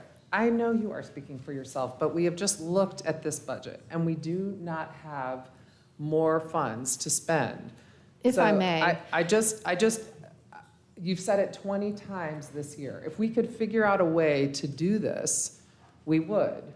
So tell me more about this part. Well, let's hear it. Tell me more about this part. We saw recommendations from the IAFF 332 on how to pay our firefighters what they were asking, which was below a living wage. It was a compromise.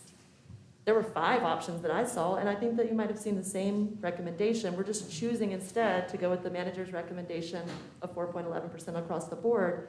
And when we don't give different instructions, the staff follow the instructions of council. Like, So the one have I to saw, say- one of the ones, and I was actually surprised by the lower amount, was about $400,000. So to Esther's position, where else in the budget would you like us to remove $400,000 from?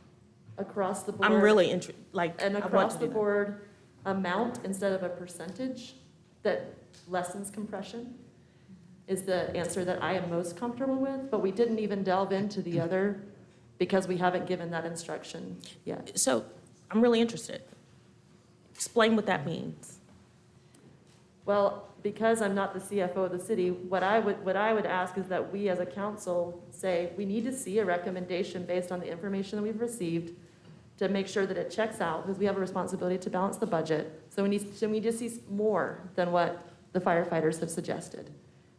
What does it look like for us to lessen the amount at the top, but provide an across-the-board amount increase instead of a percentage increase? If we can find the cost savings there, then we should do it.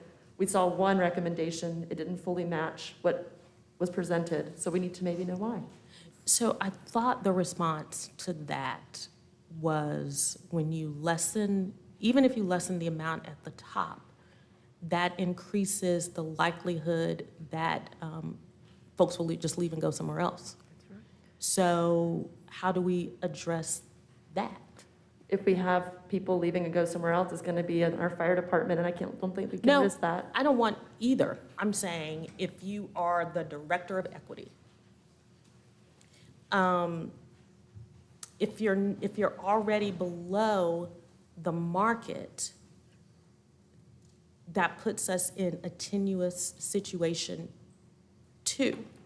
I'm saying let's do both, and let's literally come up with a place where we can go, you know what, let's get rid of $400,000 here. If someone were willing to make that argument, I could go for it. It's a tough argument. Do we go, let's get rid of the Office of Sustainability? Is that a discussion we want to have? One other component here too, because. And I wasn't just saying, let's get rid of the Office of Sustainability. It just came to my Sure. mind because I was looking at Maggie. So Another- that's not like my point. But that's the type of hard conversation we have to have. Sure. And I don't in know previous if this year we want to have that conversation.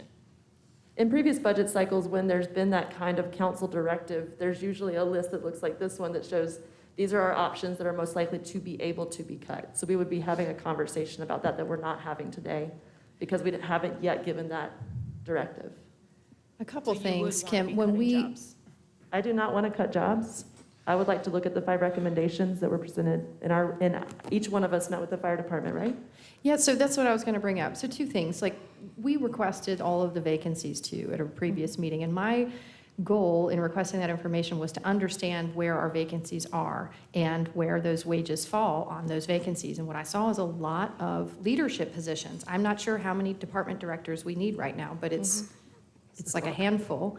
And so the compression does actually play a factor. And I want to raise everybody up to living wage, yes, but we have a responsibility to make sure that doesn't compress things to the point where, for example, one fire department member said they were not willing to take the next senior firefighter level position for the dollar more because it brought on so much responsibility that they didn't feel that dollar was worth it. So the compression is a real issue.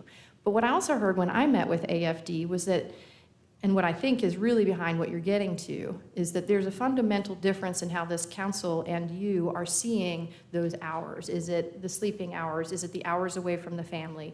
And what I heard in our talk with AFD was that there's a potential to really look at that model. And is there a way that they could, over the next 6 or 8 months, flesh out a way that makes more sense for the schedules, that they feel they're being paid evenly, but also balances on the pay scale? And it sounds like there's momentum around that, because when I asked point blank, you know, should we invest our time on finding this 400,000, or should we really start to look at the model? I heard model. So, and that's why I became comfortable with it. And that might be a more sustainable way to look at it. I don't know. We haven't even started digging in, but that's what I hear you saying, that they're really away from their families and working for more hours than the other types of employees. But what we're all saying is that's how it's happening in all cities. So it's a bigger adventure into fixing it than just throwing more money at it, in my opinion. But I'm willing to have those conversations and write it. And we're having those same conversations Yeah. with APD. Oh, yeah. In terms of a pay plan. We So have there's- big there's numbers in lots of- overtime, and with Yeah. overtime comes exhaustion and turnover. I mean, there is some righting of the ship in both of these departments, and they are frankly some of the most important departments we have. Well, we're not voting on this tonight, so that's the good Yeah. news. I mean, I'm trying to share my position because I want it to be something we can work towards and not like a last minute decision. And so because I know we all work really hard and have to curate each other's, our own positions on things, I wanted to share my deep concern and my potential position before the last I minute. appreciate that, and let's spend the time ahead of this year and next year's budget doing it so that we're not at the last minute then. Thank you all for the feedback. Thanks. Okay, that concludes the presentations and reports. We have one public hearing item, and that's a public hearing to rezone 1310 Fanning Bridge Road from Industrial District Conditional Zone to Industrial District, and Will Palmquist is here to present this item to us.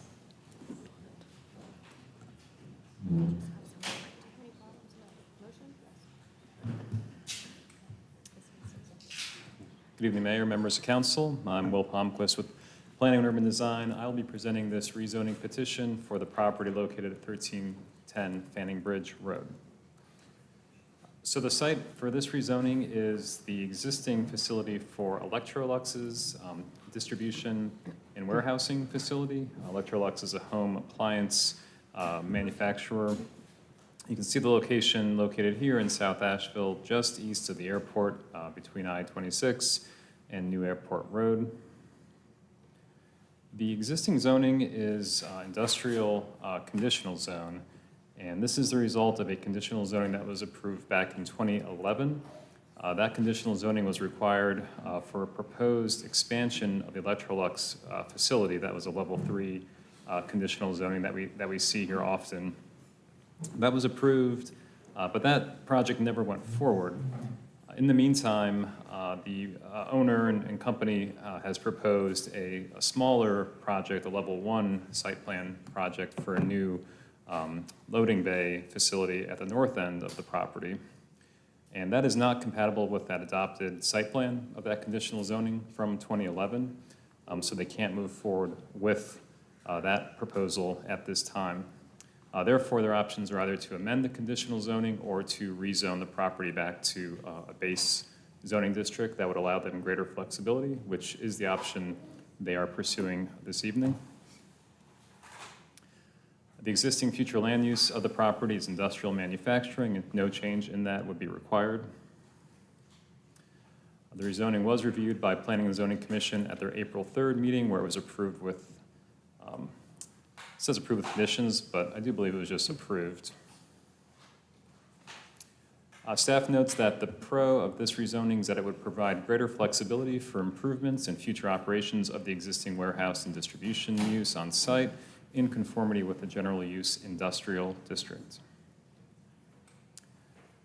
So regarding the compatibility of this zoning, the zoning district itself notes that its purpose is to reserve land for existing and future industrial activities and for land uses that support industrial activities. This zoning would be compatible with the surrounding land uses such as the airport, the Western North Carolina Agricultural Center, commercial retail lodging uses along Airport Road, and the greater single-family neighborhoods surrounding this site to the east. This proposal is consistent with the future land use map of industrial and manufacturing, which notes that it's typically found on larger tracts of land with good access to transportation systems that are served by other needed utilities. Industrial manufacturing areas are an important economic sector to the city. This rezoning would support a number of goals in the plan, including to encourage responsible growth by ensuring that new development has the appropriate infrastructure to support it, and also to facilitate real estate development that maximizes public benefit by establishing accessible and well-connected commercial nodes consistent with strategies outlined in the plan's growth areas. For this reason, staff concurs with the Planning and Zoning Commission and recommends approval of the proposed rezoning. I'd be glad to answer any questions you might have. I believe we have the applicant here this evening as well that may be able to answer any more detailed questions. I think I just have one question as I was going through this. Can you explain to me whether lodging use is allowed the way it's currently zoned or whether it's being suggested to be rezoned? So lodging is typically controlled by the hotel overlay. Right. Do not believe the hotel overlay covers this parcel. Right. Okay. Any other questions? Okay. We will open the public hearing and we will close the public hearing because nobody signed up to speak. Do I have a motion? I move to approve the zoning request for the property located at 1310 Fanning Bridge Road from industrial conditional zone to industrial, and find that the request is reasonable, is in the public interest, is consistent with the city's comprehensive plan, and meets the development needs of the community, in that the request, 1, ensures the new development has the appropriate infrastructure to support it, 2, establishes accessible and well-connected commercial nodes consistent with strategies outlined in the plan's growth areas. I'll second. Sage. Okay, we have a motion and a second. All those in favor, please say aye. Aye. Any opposed? All right, thank you very much. That is that item. Now on to unfinished business. The first reading of an ordinance creating a downtown municipal service district, also known as a business improvement district in downtown Asheville. The public hearing was held on April 23rd, so we're not taking additional public comment this evening. Assistant City Manager Ben Woody will make a super brief. Very brief.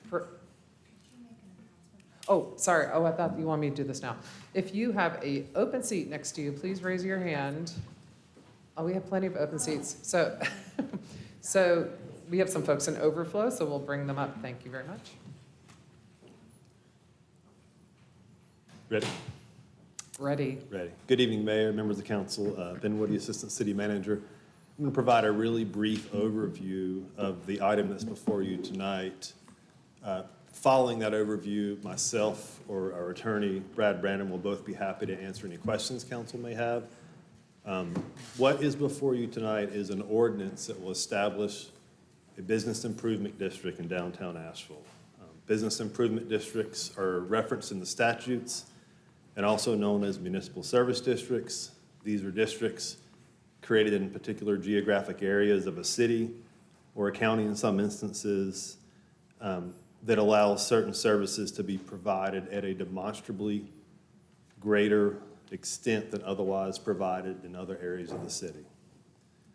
Municipal service districts are fairly common in North Carolina. We actually have 66 districts in the state, so that they're pretty, you can really find them throughout the state in the different areas of the state, and again, they're fairly common. Typically, these districts provide a range of services, specifically in downtown, that include, and again, every service district or business improvement district is slightly different, but the types of things that you see in these districts are safety and supplemental cleaning services, which are often performed by ambassadors, but not always. Beautification and placemaking is pretty common. Economic development activities, marketing and branding, and even some service districts pursue capital projects, among other things. So again, you see a wide variety of service enhancements based on that particular jurisdiction. So there is some discretion in what the service districts can do and accomplish. Related to the request before you tonight, on March 21st of this year, the Asheville Area Chamber of Commerce submitted a bid operational plan report, which is required by the general statutes. And what that report does, it was the chamber addressed downtown stakeholder concerns that included city services, safety, and cleanliness. And what that report does, it begins the process of City Council's consideration of establishing a business improvement district. The bid operational plan and report can be found attached to the staff report. And of course, if you want to see a paper copy, it is in the city clerk's office, as also required by state statute. The next step in this process, which City Council did, is you held a public hearing on April 23rd.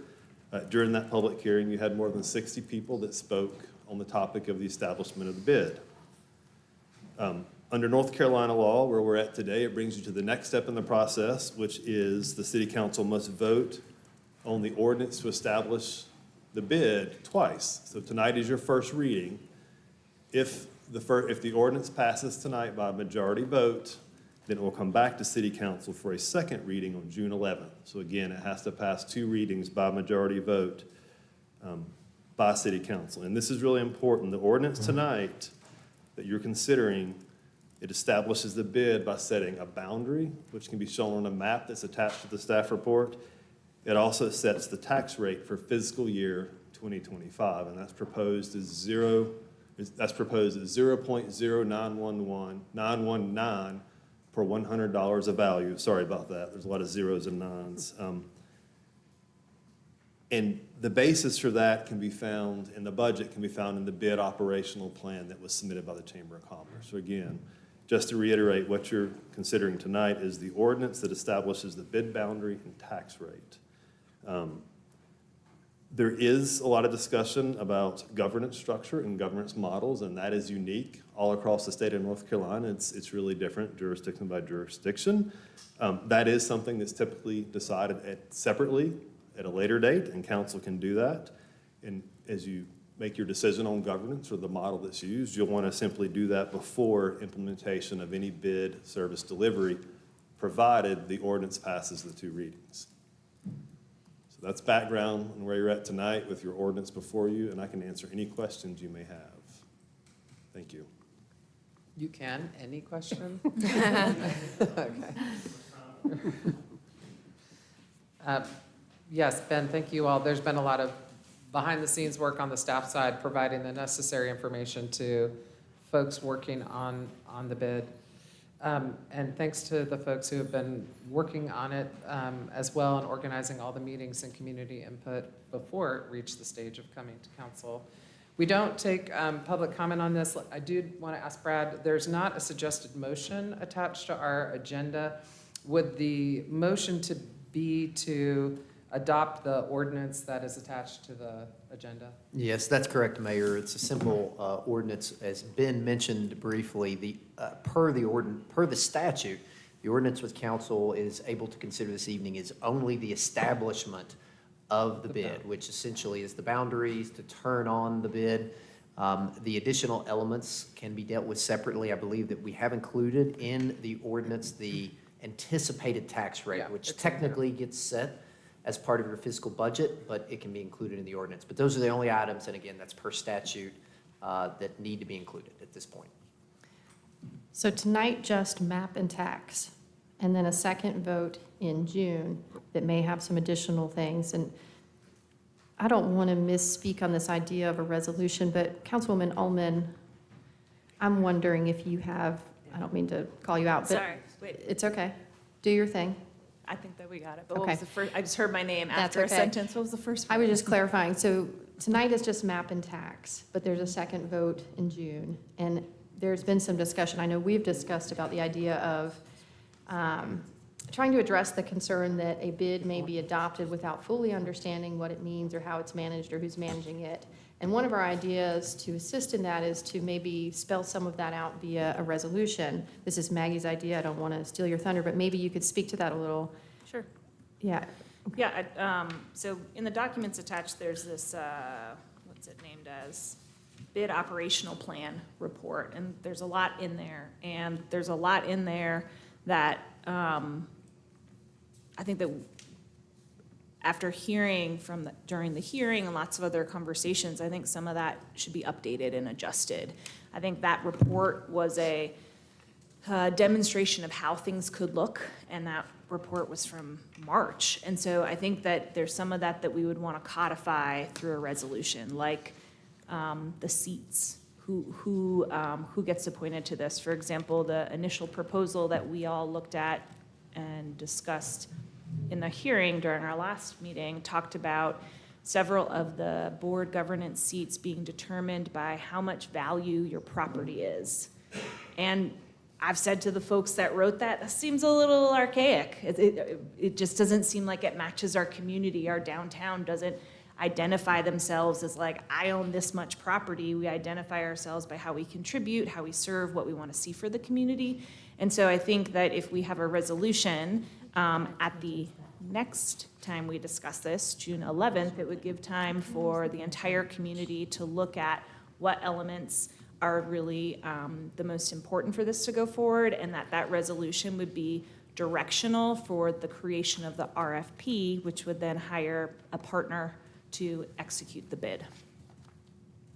Did I Very leave helpful. anything? Because I know we've talked about it in different ways, but Yeah. that's kind of the thinking. It's really helpful, because I know for me, and I've said this all along, I do believe that downtown should have a bid, but it is how it is managed and by whom and what for that I have concerns lingering. And I think that's where this idea of a resolution could help resolve some of that, because we know, we'll be able to draft an RFP, a request for proposals. That's how we do business as a city. We're familiar with it, but that doesn't necessarily translate to what that could mean in the community. Like for me, I know there's been some updates back and forth with the proposal and the seats and the board seats and so on.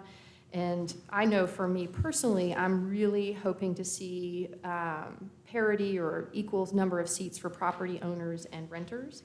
And then I'm really hoping that council will consider more of an open application process so that we see all of the applications. I'm not necessarily concerned if board seat applications come to Maggie at the city or if they go to the management company. I just want to ensure that we are aware of all the applicants and aren't really receiving a slate that has already been reduced. Those are two of my primary concerns, because I think we're going to have enough coalescing around what some of those services might look like as part of this resolution as well. So I feel like I'm going to be able to say yes tonight, yes map, yes tax, but then my second yes in June will be contingent upon that resolution and those goals and that seat makeup, et cetera. Is the idea, just on the logistics, we would do the second reading and the vote on the resolution in the same evening? Ideally for me. For you? Yeah. Is that important to anybody else? Be ideal?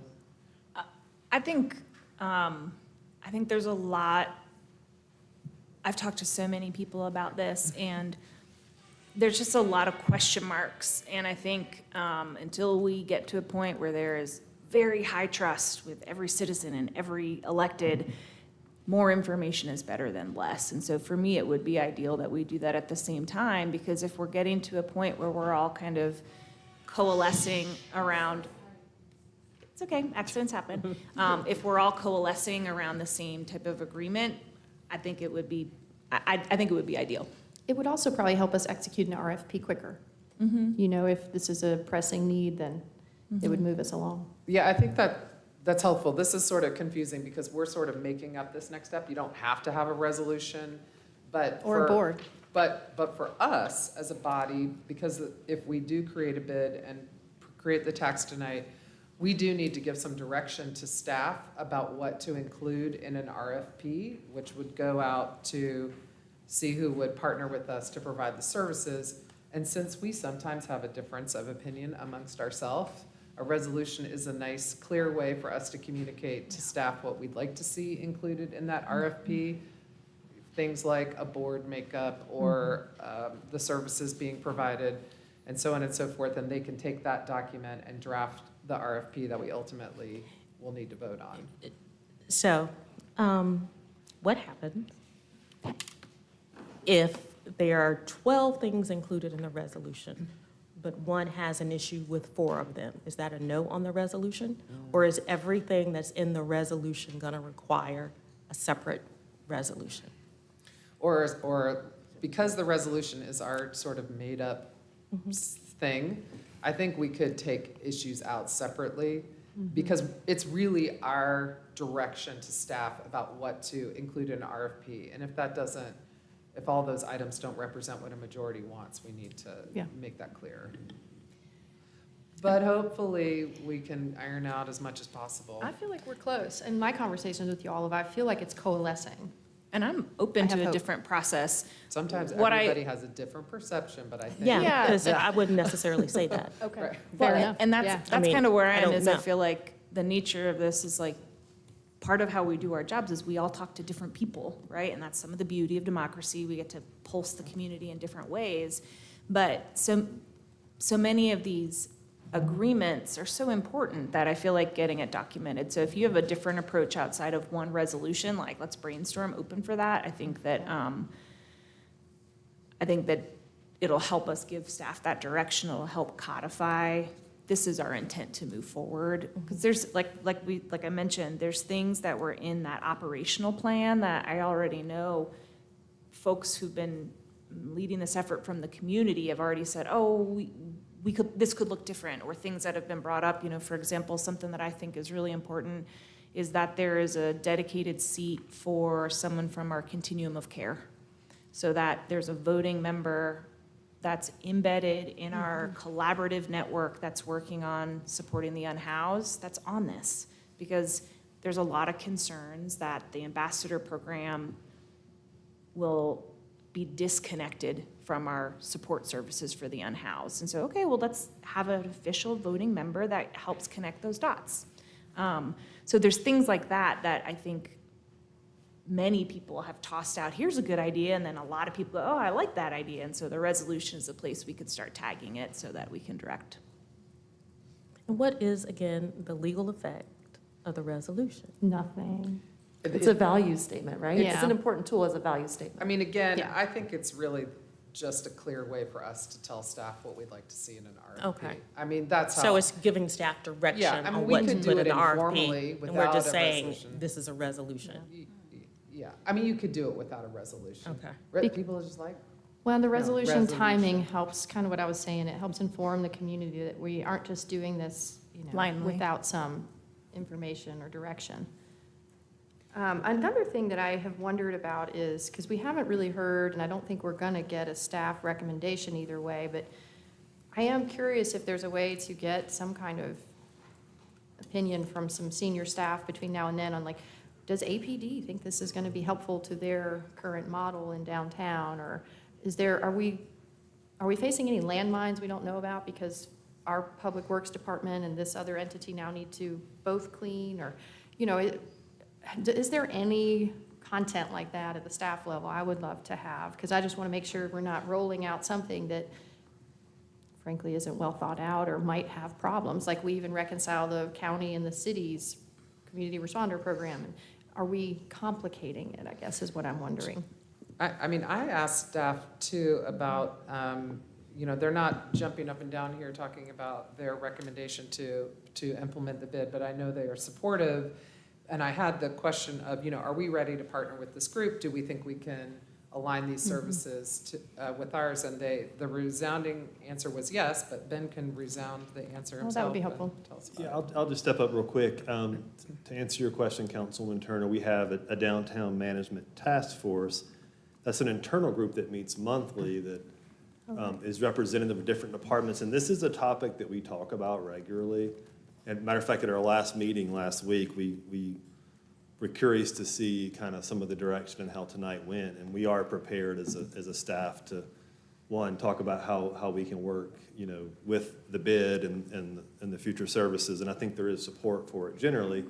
But also, to answer your question, Mayor, we are prepared to work with whoever the contracted management entity is. Because again, this is really just a tool to enhance certain services in a geographic area. And I'll note, just so everybody understands, if this passes and the city does elect to do an RFP, we will then have to, as the issuer of the RFP, do another round of public engagement. So we're gonna have to go out and do this again, because I think the intent is to make sure that we are enhancing the services that truly reflect the need of the property owners and the residents and the stakeholders in that district.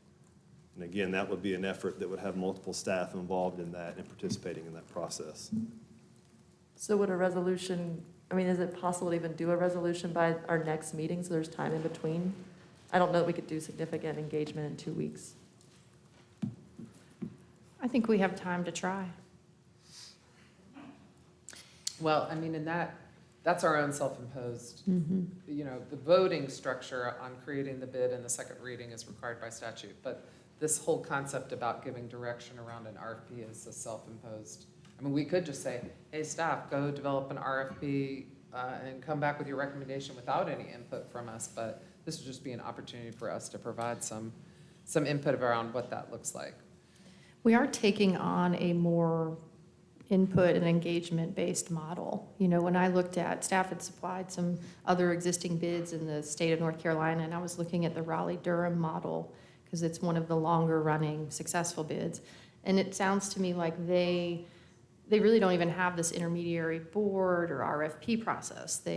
But they also didn't just tax the citizens and deploy it themselves. They essentially created the map, created the tax, and then went right to RFP.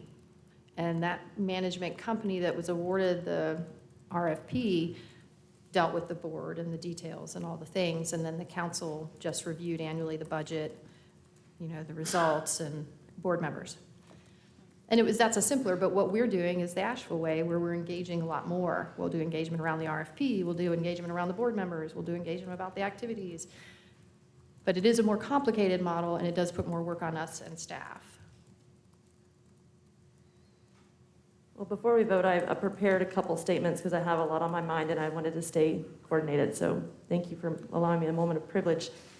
Downtown is our heart, the engine that pumps resources into the whole body of the city, but a heart is only as healthy as its whole body. And our issues are connected, just like a healthy body requires a healthy heart. We have serious issues facing our whole city. We need to match the right tools to the issue at hand, and today we're only looking at a bid for downtown, the downtown neighborhood. So I'm going to focus my concern and position there. The North Carolina School of Government notes the cities typically use a bid to revitalize or aggressively market its downtown area. This bid proposal has been organized by our local Chamber of Commerce. It's focused on safe and clean services and compares itself to a mall. Since the issues it purports to address are safety and cleanliness, I'm not going to focus my issues on details like the governance structure, but these two issues, safe and clean. I brought a screw from my toolbox. It's a Phillips head screw. Issue number 1, enhance safety and hospitality. The true solution, like the screwdriver or the drill that I need, is to partner with the county to expand community paramedicine with uniquely qualified behavioral health and peer support specialists. Start with a dedicated unit for downtown and plan to grow the program citywide. The inexpensive wrong tool might look like a chainsaw. Uniformed on-street ambassadors that wear yellow vests and don't have the right tools and training for the serious issues of behavioral health, substance use, and homelessness crisis. Plus, it's so expensive because it requires a third-party management company. Issue number 2, enhanced maintenance. True solution, secure living wages for city public works and sanitation staff so they can afford to live in our community. Consider a dedicated group for downtown that prioritizes partnerships.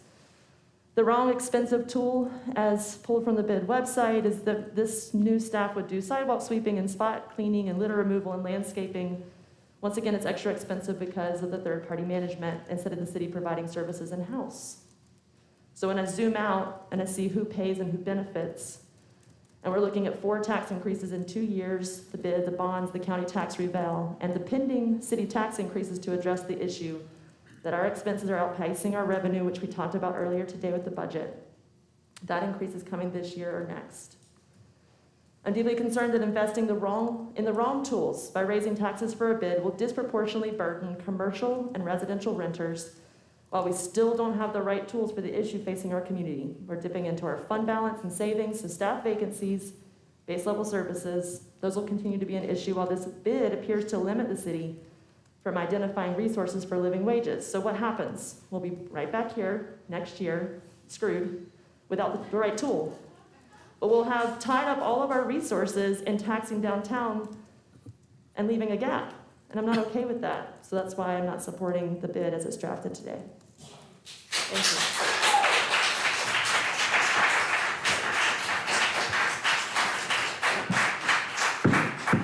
Sanders reminding me, no clapping, they gave me the extra big gavel tonight. That was me. So. Kim, just a point of clarity.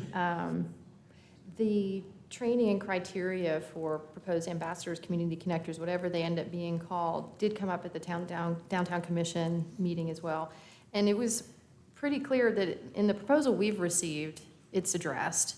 And to be more clear, in our resolution and potential RFP, we can be very clear about training. And I mean, I thought the proposal actually did a good job. It aligned with what we did. Our previous downtown APD unit had additional training, de-escalation, all of these things. And I felt like that was identified in the proposal we received. But let's make sure it's in our resolution. So one other point on that, again, at the CIT task force last week, we discussed this, and we discussed the ambassador concept. So essentially, Asheville and Buncombe County collectively, through all the different agencies, have basically all the elements of the HART program that's in Durham in place in Asheville and Buncombe County, except one, they don't have yet an embedded mental health mental health provider at the 911 call center. So that's, and they're aware of that, and they're working on that 4th piece of the HART program. But one thing we did discuss, they offer CIT training for all of our first responders, so fire, police, but they said that, as I mentioned before, they could, they offer a civilian training for trauma-informed crisis intervention for folks like potentially an ambassador, or actually they offer it for people who work in libraries or other jobs that interface with the public, but they're not technically first responders. So that's an exciting opportunity, and that might be something we could include, for example. And it's not too burdensome of a training process, and so I think that could be something we could consider in the RFP. Well, and I think what you're pointing to, Mayor, is that I don't think it's reasonable to think any tool will solve all of our problems. And Kim, I share the concern that you have of needing to be approaching root cause solutions, and we are. We're working really hard in collaboration with the county. We are working really hard to get a shelter. We've doubled, maybe more than doubled, our unhoused services department. So we're doing a lot of work to address this. And I think that a bid can address other goals at the same time that go above and beyond public safety. Pressure washing is not very sexy, but it's pretty valuable in a downtown center, right? So there's stuff that go above and beyond those services. And I think that looking at both and going full court press on our root cause issues of the unhoused and mental illness and our... Stop harassing her right now. Get out of her face. Do you understand me? All right, folks. It's... So... We're having a little kerfuffle back there. I'm just gonna let this resolve.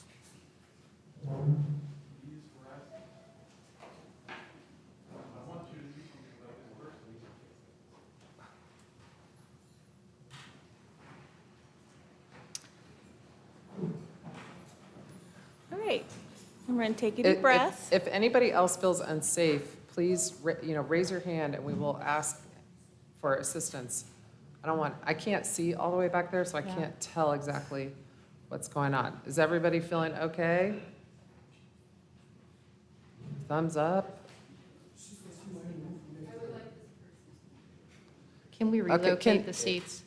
Yeah, is it possible to spread out? We have some other seats over here if you'd like to move. Sir, we're asking you to move. Officers, if you could ask the person here. Okay, okay. You sure? Everybody good? All right, okay. Thank you.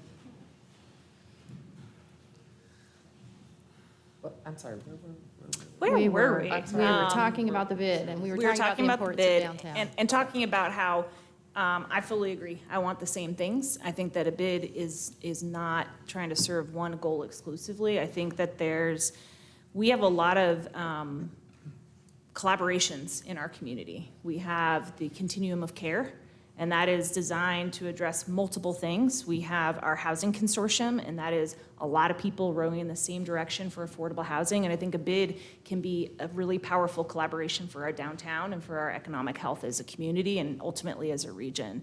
When you go to 66 cities in North Carolina, think of a city. They probably have a bid. It is such a common best practice right now to support downtown health. There is clear agreement that right now we need more funds to support downtown. Right now, the conversation is around safe and clean. I think that's valuable, but this can also fund enhanced recycling collection. It could fund parking infrastructure. It could fund programs to support our local businesses, which are the lifeblood of our downtown economy. No one comes here because they want to go to CVS. They come here because of our awesome entrepreneurs and business community. And so I think, to me, the bid is about having a better collaboration for our downtown to be healthy. To me, it's about Asheville growing out of being a big town and into a small city, and that looks like having more strategic partnerships. And right now, we have a group in our town saying, we have a funding proposal to enhance services when we need more resources. Right now, everything comes out of the general fund. This could diversify our revenue sources in a way that makes us much more financially resilient and sustainable over time. So if you can't tell, I think that there's a lot of value to this. I think it's a best practice for a reason. I think that the concerns I hear from the community, I share. I think this opportunity to have a resolution where we very explicitly say what this is and what this isn't will help us build the trust to try this out. And if this is terrible, I'll be the first in a year to say, I don't like that budget. I think we should talk about something different. I don't think that's what's going to happen. So Yeah, that is a fundamental difference here. You know, I've heard concern from the community that we're creating a new TDA-like body that we don't have any authority to control or something. But if this, it sounds like we're having a situation. We'll just pause. The mayor said just keep. Okay. Well, I don't think anybody's concerned about this, what I have to say right now. We can give them a moment.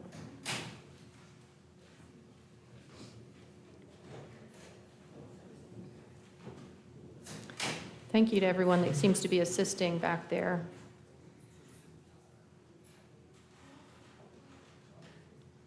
We're just making sure things are settled.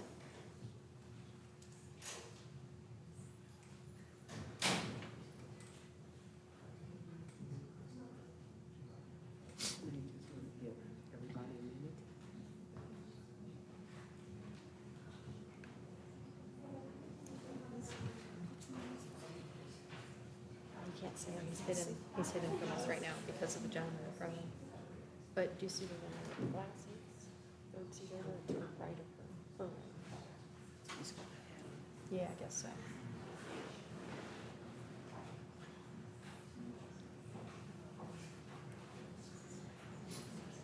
Okay.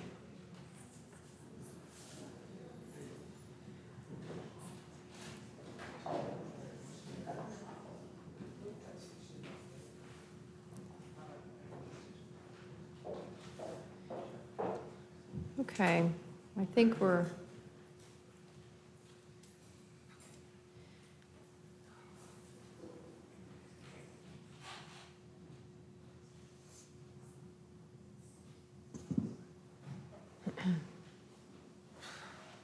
okay. Did you make a motion? No, I was just, thank you, I feel like everyone. were So really close to making a the only motion. last thought I was going to share is just to clarify some of the concern I've heard around this being another body like the TDA or something. But really what's happening is, the TDA is controlled by a state body. We do not alter their taxes or their rules or how they make decisions. But in this situation, a bid comes to us every year with a budget. It comes to us with board member applications in some form. So we have a little more working. And like to Maggie's point, if this is a horrible idea, we can, or a future council can, effectively kill it by zeroing out the tax. So I don't think that's the goal here, but I think we do, in this situation, have to take some risks and figure out if this could be a great solution. That's all for me. With that, I make a motion to approve the ordinance in the staff report. And it is specific to just the map and tax, not ma'am. the other documents that are attached. Yes, ma'am. Do I have a second?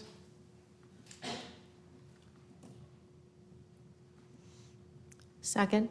Making me Thanks. nervous. Before we vote, we do, just a reminder that we have in front of us a petition with over 900 signatures that outlines some more concerns. For me, what I heard in the conversation today, which I appreciate when we have different perspectives on it, it certainly adds to my understanding. I heard that this could support entrepreneurs. I don't know how entrepreneurs are going to be able to afford the increased rent with a bid. I'm worried about the privatization aspect because I heard we don't want chains, we want local businesses, we want to support local, but the chains will be the only businesses that can afford to be in our downtown if there's a bid. But I think that you will see some of this in the 900 signatures here. I really hate to hear that you think this will transition our downtown to a series of chains. People come to this city and to this downtown because of its eclectic, unique makeup of businesses. I've never heard anyone say they opened a new Holiday Inn in downtown, let's go to Asheville. So I don't think that's necessarily true. I did actually take it upon myself to do a bunch of research and pull random businesses in different quadrants of downtown and figure out what their current property tax is and figure out what it might mean for their rent. And as a business employee downtown that does finances for businesses and property owners, it is not so much that it would vacate someone's lease. The largest actually paying bodies to this would be the hotels, which is interesting, I feel like, because they'd be paying into a fund that could go into some small businesses and entrepreneurial things. There are lots of interesting things that bids can do. Grants to small business is one. Storefront upfit is one. It's not just clean and safe. And that's what we want you to really talk about and flesh out for our resolution, in my opinion. Okay, I'm Okay, so done. we have a motion and a second. I will just say I'm supporting this effort. I think I was the only one here that was around the last time this effort was tried, and it wasn't comprehensive like this. I mean, I'm not dissing anyone who tried to do this back in the day, but they got a lot more help this time, and so I really want to thank the folks that did the big lift, made the effort, hired the folks that came in and kind of studied this issue and helped present to the community how it would work, hosting many community meetings that a lot of us got to attend to hear from business owners and renters, operators in the downtown, and to hear what their concerns were. And for me, what I'm hoping, because I think there's a lot of, I think there's a lot of apprehension about this and whether it will go well. It is an investment by folks, but I hope that it helps us establish a better and more robust partnership so that we have, now have these entities to operate through to work with the city to make sure the concerns around downtown are being addressed. It is odd that Asheville doesn't have a bid yet, considering how many cities in North Carolina and the nation have them. And I've tried to do my own homework around this, and it seems like For the most part, they're successful and not actually controversial, but I know it, for some right now, it might seem a little bit like we're in that space. I do think that in the bigger picture, we need an opportunity to leverage other revenue. And I had a great meeting today with some folks that represent downtown workers about the need for example, a food and beverage tax in Asheville, which we don't have, and other ways to try to leverage funding from the enormous number of visitors that we have here, which oddly we don't get any direct funding from at the city, even though we have so many visitors that come here. We're unlike other sort of tourist towns, if you will, that can leverage more revenues from their tourism industry. So, I just wanted to put that on record. I know we're going to have another meeting and then maybe another discussion about this, but this is our first opportunity tonight. So we have a motion and a second. Did anybody else have any questions or comments before we vote on this motion? Okay, all those in favor, please raise your hand. Any opposed, please raise your hand. Thank you. Okay, we are through that item. Council, are we okay? Does anybody need a break? We're so close. We're sort of, okay, let's turn over to the vice mayor for boards and commissions. Okay. Here, you're like stuck on the. That's okay, sorry about that. Okay, the Boards and Commission Committee held on April 19th made the following recommendations for appointments. The African American Heritage Commission, the Boards and Commissions Committee recommends the appointment of Alfred Green, and the clerk's office will continue to advertise for the remaining seats. The Community Reparations Committee, the Board and Commissions Committee recommend the appointment. Wait, first you need a second on that first one. Do you need a motion? Vice Mayor? Yeah, if we could do a motion for Each one. each I'm sorry. one, since we have separate resolutions. What was the first one? Okay. Al Okay. That's your What's up? motion. Do we have a? Do we have a second? Second?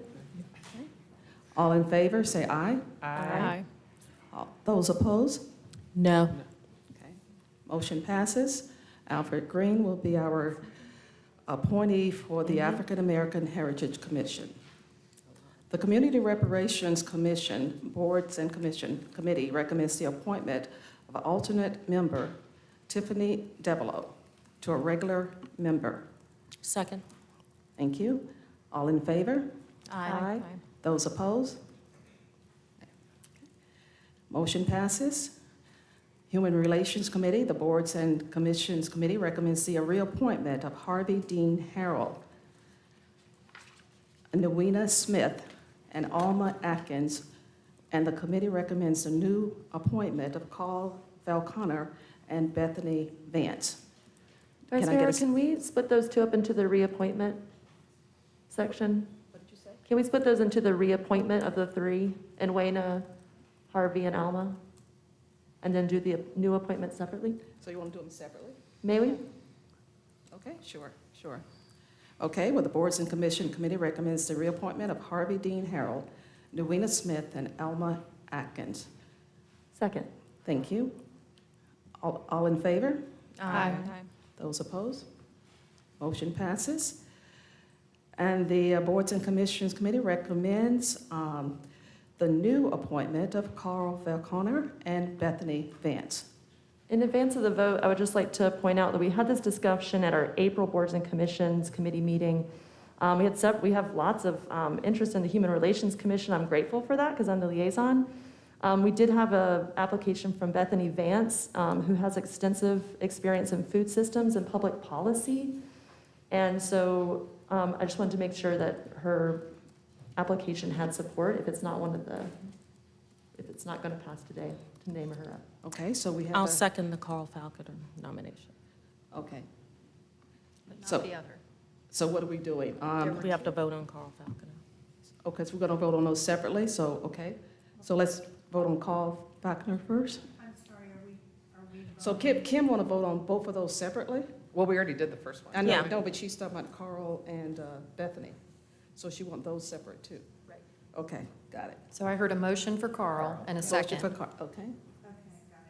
And then, So all in favor? aye. Now there's a Those op- second, Beth. Now, there's Those opposed Those opposed? for Carl Falconer? Yes. No. Okay. Thank you. And now we need a motion. So now we need a motion for, a motion to recommend the new appointment of Bethany Vance to the board's Human Relations Commission. Second. Second. All in favor? Aye. Those opposed? Okay, motion passes. And the Neighborhood Advisory Committee, the boards and commissions committee recommends the appointment of Charles Crowell for the 28801 seat. Can I get a second? Second. Okay, all in favor? Aye. And those opposed? Motion passes. And the Noise Advisory Board, the Boards and Commission Committee recommends postponing the appointment as the board may be considering the recommendations of changes to the membership. Oh, boy. Okay, We done with that part? yes. Okay, council, we've reached the general public comment. We have a number of people signed up to speak, and we have a couple of groups that have one speaker that will speak for 10 minutes with others ceding their time. Those ceding their time will just need to identify themselves when we get to that part. Otherwise, you'll have 3 minutes to speak. Obviously, tensions are running hot already tonight in the audience. And so I would just ask to, please be respectful. Please be respectful of those in the audience, of each other, of us. When you're making your comments, you don't need to say people's names or point at anyone. Just state your position. And we'll see how it goes. That's my request to you, that you please, we've already had several people yelling out and clapping and snapping. If you really want to express your support for a speaker, you can kind of raise your hands. If you really don't like what a speaker's saying, you can give them the thumbs down. But I'm not going to tolerate booing, noise-making, snapping, clapping, whatever we're doing tonight. We're not doing that. So with that, the first person signed up to speak. Mayor, if I may quickly for the clerk's position, it appears based upon the list that we may have more people signed up to Yeah, speak we're than going the to hour. limit it to an hour. Are we adjusting the individual timeframes for speakers to allow more speakers or not? If you adjust to 2 minutes each, Mayor, you can get through everyone. There's So 30 use that. speakers. There's 30 speakers. That's fine with me. Is that fine with everybody? Okay, we're going to have 2 minutes per speaker. What does that do to the 10 minute? What do we do about the 10-minute people? Yeah. What Is does that, that are you mean? still giving them 10 minutes, or are you giving them? 8? I don't know, what does that mean? It's Seven up and a half. to council's determination. We have a general rule, Yeah. but council has the ability to alter just as you do individual speakers. If it's Okay. close and we can hear everybody, I'd prefer to hear everyone for a shorter amount of time than to leave people seated without speaking. So let's go with 2 minutes per speaker, and for the 10-minute people, it's 7 minutes. Just to fit it all in. Already, you're violating the rules. So we're going to try to get through everybody. Mr. Howell, we wouldn't get to you if we didn't cut it down to 2 minutes. So I'm trying to make it work. Okay. Right. I thank you, I appreciate that. Okay, so the first one to speak is Monica Buckley, and as Monica is making her way up here, please watch the lights on the lectern. Green means go, yellow means you're getting close to the end, red means stop.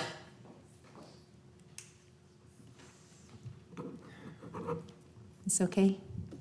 Okay.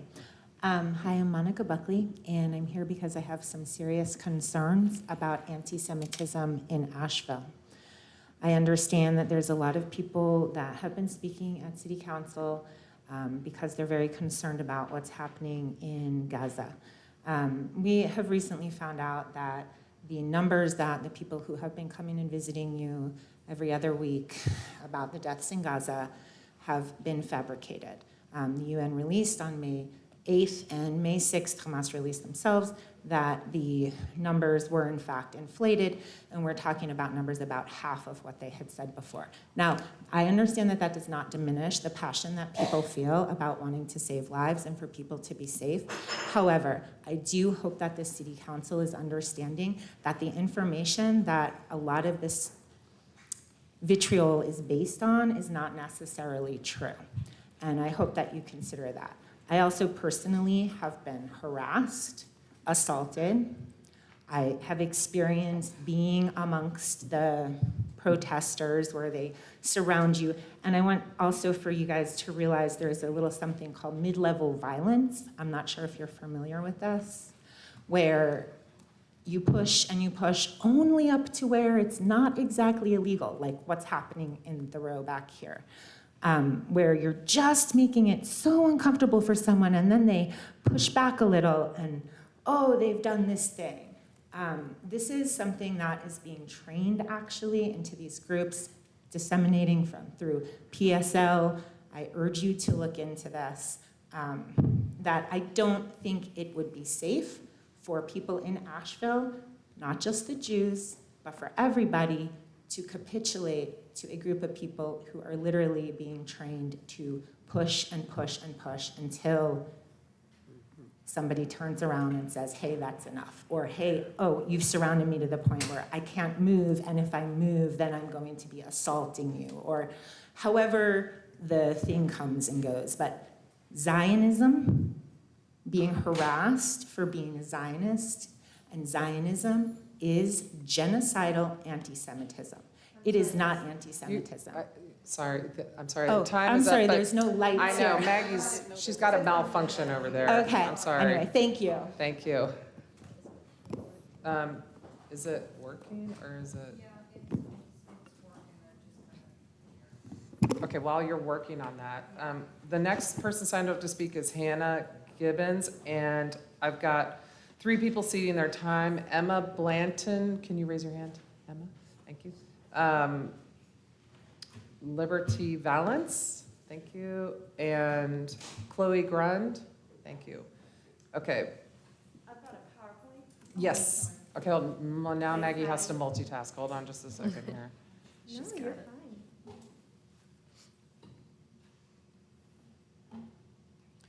And hold on just a second so we can.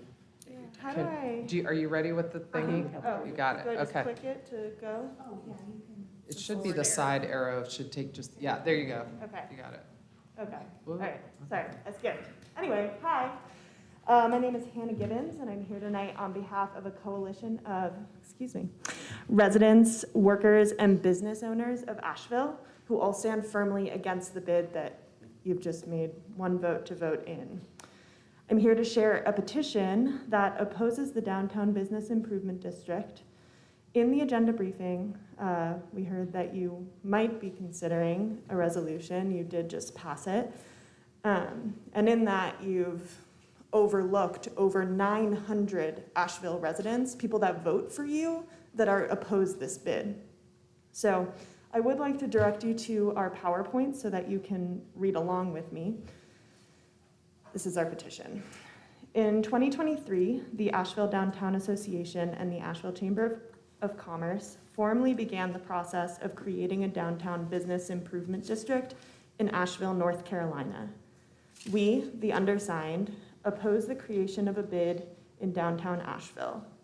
We have an opportunity to learn from the experiences of other U.S. cities where bids have caused harm and exacerbated inequality. Whereas the proposed downtown bid, like a majority of bids, intends to hire private security, also known as ambassadors, and coordinate closely with police to patrol public space, creating an environment of fear and surveillance for marginalized residents in spaces everyone has a right and often a need to use. Whereas bids create an additional tax burden on top of existing municipal, county, state, and federal taxes that property owners pass on to tenants, including small businesses and residents who often struggle to make ends meet. Whereas bids are associated with increasing housing costs and Asheville's homeless services system lacks the capacity to meet existing needs for individuals experiencing housing instability. Whereas bids further empower the most powerful by creating a government structure that concentrates decision-making power on the hands of the wealthiest property owners, enabling them to shape self-interested policies to the detriment of other stakeholders, even those with token representation on the bid board. Whereas bids contract for services with third parties that undercut working people, and the management company currently engaged by the Chamber of Commerce faces a lawsuit for wage theft. Excuse me, thank you, Kim. Where are we? There we go. Whereas bids disrupt or co-opt existing grassroots initiatives in the arts, positioning themselves as curators and event organizers, and using artists to advance narrow commercial interests while constraining artistic freedom of expression. Whereas bids operate without meaningful public oversight, even in instances where city officials are supposed to review bid activities, thereby creating an opportunity for corruption and self-dealing. Whereas Asheville already has the unelected TDA, using public tax dollars to fund private corporate interests. And whereas the Asheville Downtown Association and Chamber of Commerce have not demonstrated a meaningful commitment to gathering or transparently sharing community input, excluding downtown workers, renters, and other critical voices. Whereas Asheville City Council declined to fund a previous proposal for a downtown bid in 2012, following months of public discussion and opposition from independent businesses, workers, and residents. Whereas Asheville faces entrenched problems of racial and economic segregation that real estate interests played a major role in creating, and a downtown bid does not meaningfully address and is likely to exacerbate problems of racial and economic inequality.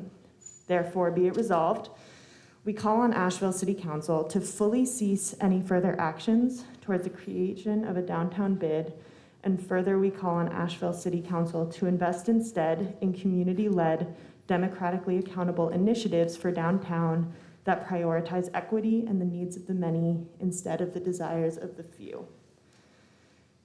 And alongside our petition, many folks chose to leave comments to share their thoughts on this, and we'll share some of them with you since we know that not everyone can be here tonight, though as my time has been cut, I'll be skipping some of them. So, this is not in the best interest of Asheville citizens and the authenticity and integrity we wish to maintain. Turning downtown into a mall-run structure is not only a slap in the face to people who work so hard in their small businesses and bring that special flavor that people come here for, but will also screw locals. Not to mention bring even more humane treatment to the houseless community that needs support, not more cops and bulldozers. Our city ought to belong to our community first, not the greed of real estate developers. This is my home, and it's hard enough to live here already. Stop prioritizing businesses over the community. We need bathrooms and housing, not polo shirt boys telling people to move along.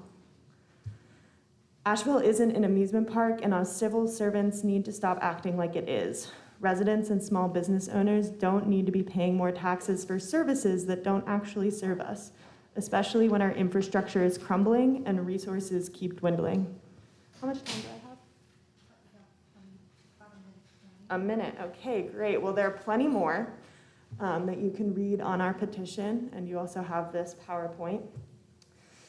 But as you can see, these comments are quite compelling. Over 900 Asheville residents. Those listening tonight can learn more and sign the petition at ashevillebid.com. As we've talked with our communities regarding this bid, we've noticed that many people, including downtown business owners, are not even aware that this is coming up for a vote or even understanding its implications. Even the members of the Downtown Commission had many questions as to what this will actually be. With a 10-year commitment, this is a deeply consequential decision for our community that has not been vetted or even communicated to those it will impact.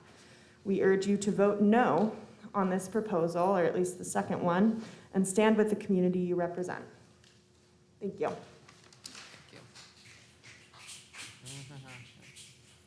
Just leave this. Thank you. Grace Barron is the next speaker. All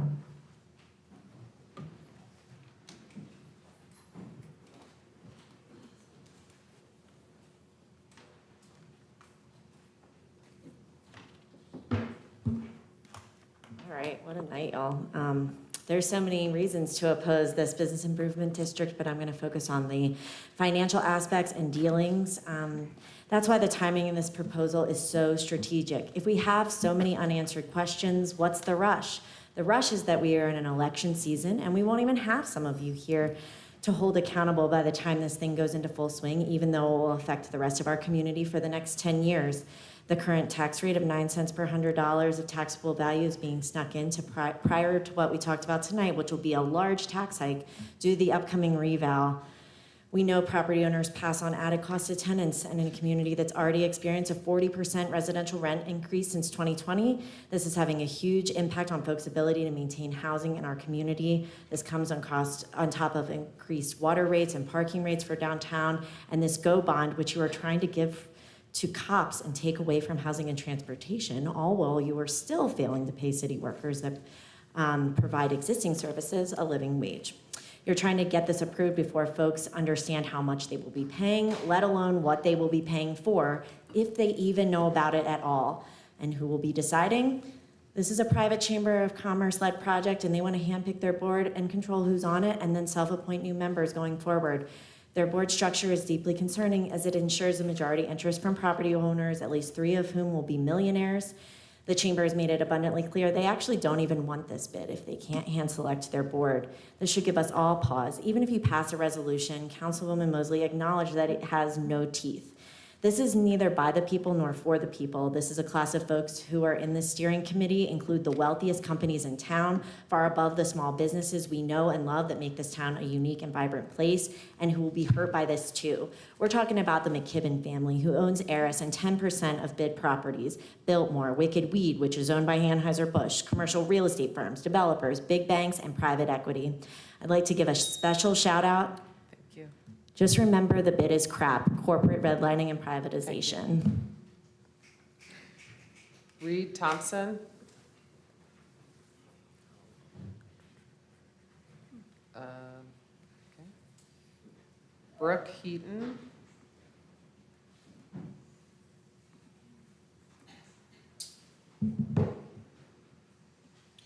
Good evening, everyone.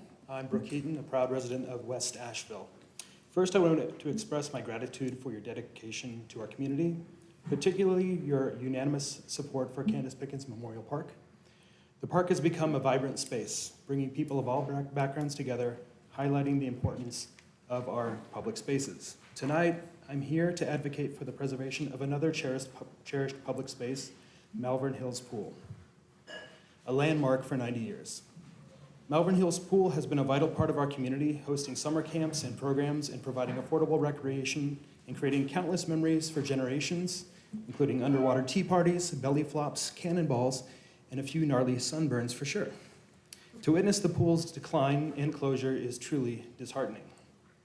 I urge each of you as leaders of the city to develop concrete plans to restore Malvern Hills Pool by 2026.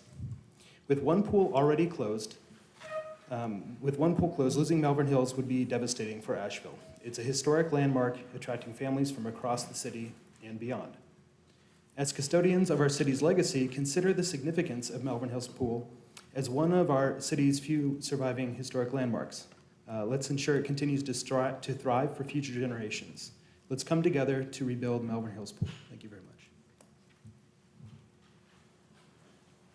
Thank you. Sally Grow.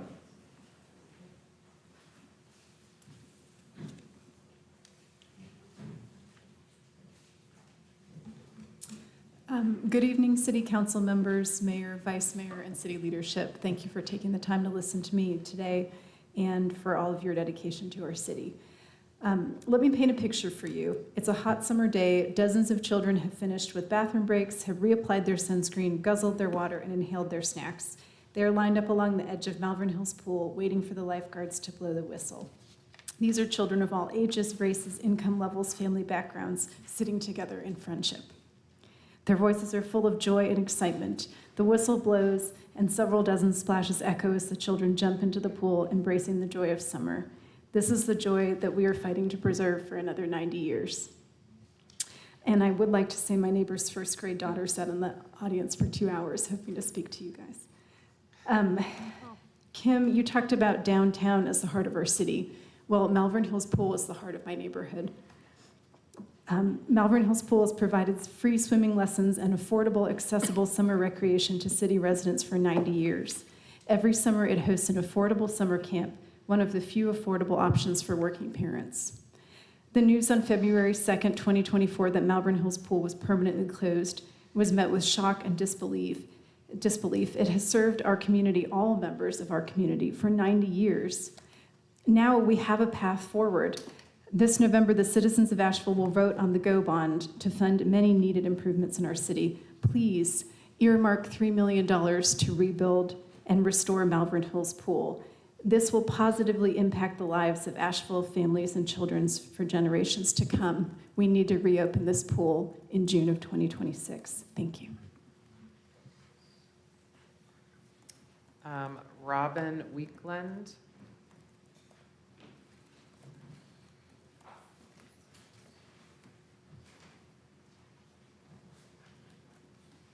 This was the best way I could think of to deliver this message. I was really in a bad place and begged for power to save me.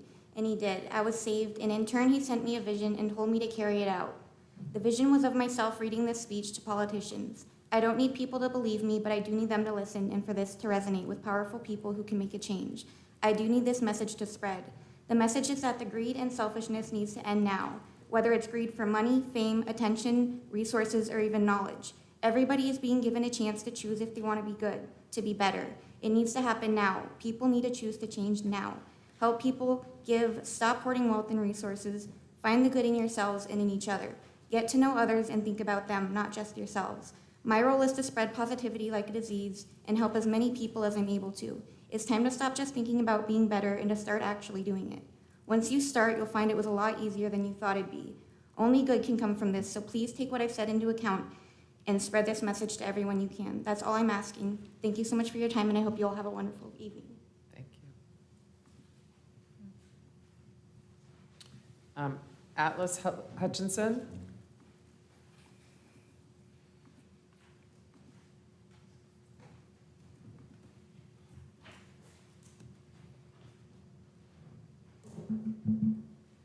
Hi again, folks. You stand on ground which is rapidly deteriorating, and you have the ability to change your mind, to cease pretending that you, as human beings, are not intrinsically affected by every single death brought about by the willful cooperation of those in elected office. People like you, who continue to make the same decision. You have the ability to change your mind. You are not forced to hold on to this genocidal machine. You are not forced to work every day to keep it in motion. You are not bound to comply. You have the ability to change your mind, to choose humanity. You have the ability to reach out towards people who are in danger, not to inflict more harm, but to call for an end to violence, to call for a ceasefire, to say something, say anything to try to help. You have the ability to extend yourself across the wall which you have built between you and I, between yourself and the suffering of humanity. You do not need to look away. We are all human here, and none of us should try to distance ourselves from each other.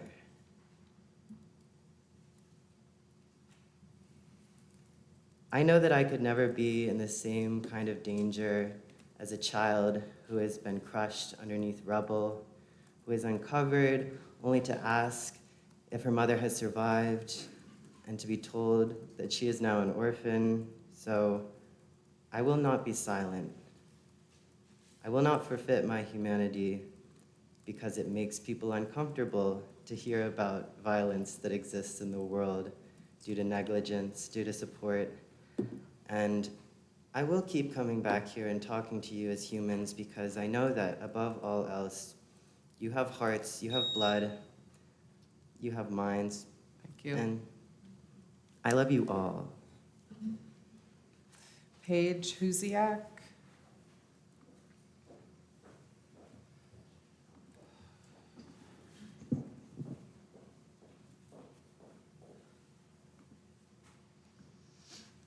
The fact that brief tours of neighborhoods with bids have glowing testimonies is likely survivorship bias. Anyone pushed out by the effects of a bid is no longer living in the neighborhood to complain.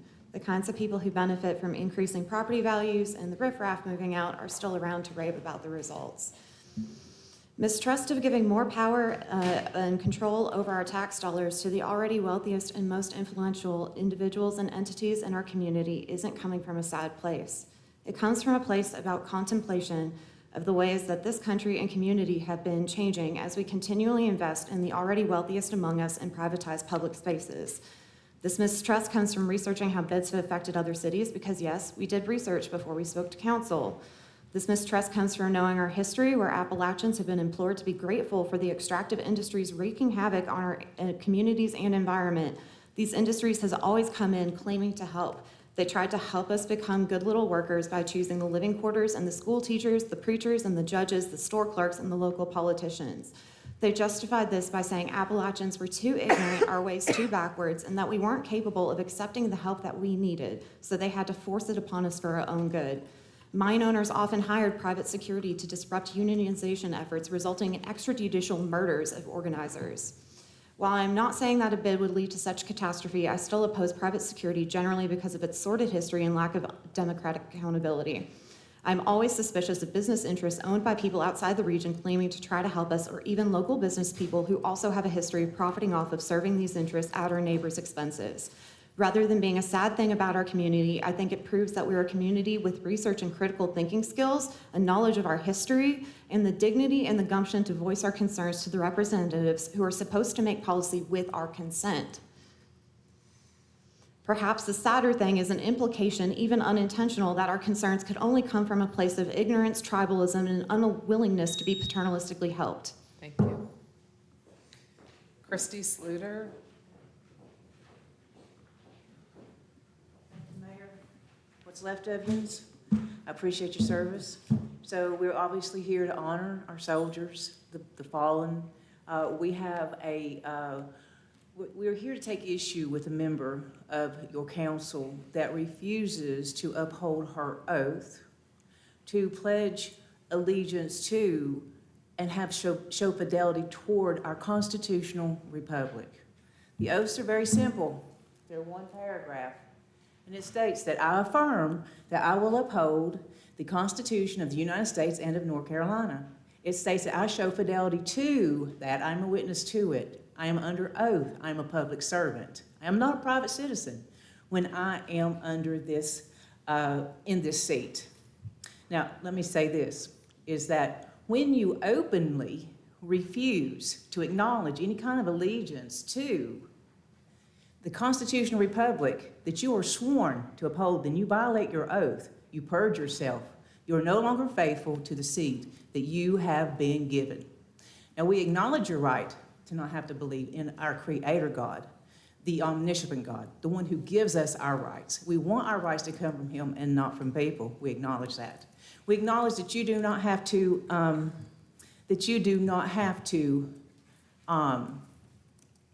be willing to submit yourself to that requirement in your oath. It's granted in the legislation.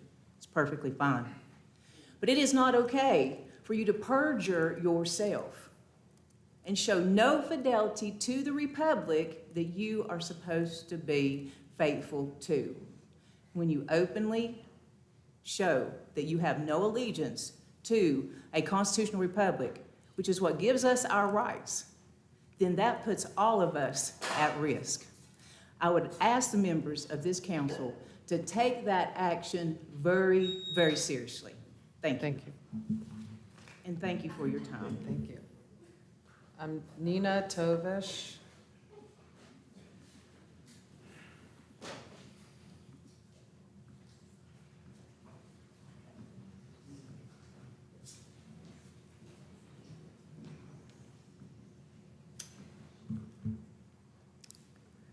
Good evening, Council. Thanks for this opportunity. I feel like this bid process for the general public feels extremely rushed. Now y'all are scrambling to create a resolution, a non-binding resolution in a few weeks in the hopes that that will help people swallow this pill. We have issues around governance, issues around accountability, and issues around finance, fiscal responsibility. Proposed governance structure for the bid is annual on the part of council. That seems awfully, awfully distant and hands-off. We elect you. You are the folks who we get to hold accountable. We'd like to see your participation in this on a more regular basis. And the third problem is the expense. As mentioned previously, I feel like either the city should own this altogether and not have a third party administering the bid process, or it should be funded voluntarily by the businesses who want it so badly, not the general public. If the city takes responsibility for it, that would be less expensive because there would not be money going into the pockets of a third party. And it would allow us to hold you more accountable. If it's done by a private association, then it doesn't cost the taxpayers directly, and that's a good thing. And then those folks are responsible for the actions that they take with their own money. Thank you for your time. Thank you. We'll just take a moment here. Thank you.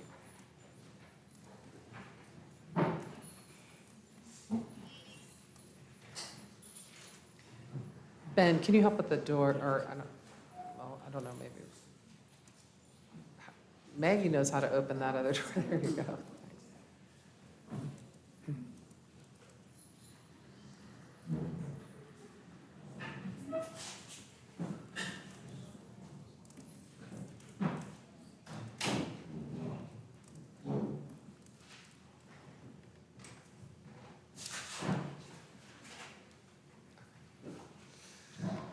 We do have a couple of council candidates in the audience, and I hope we're not freaking you out. You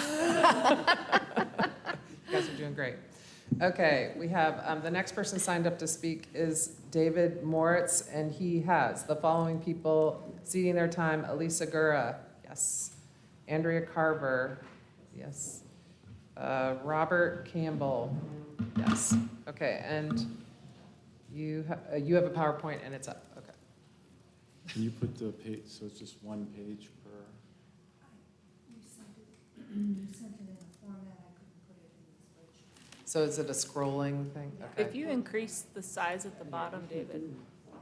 Ben, thank you. Can you do full page? Oh, there you go. Oh, good, okay. There.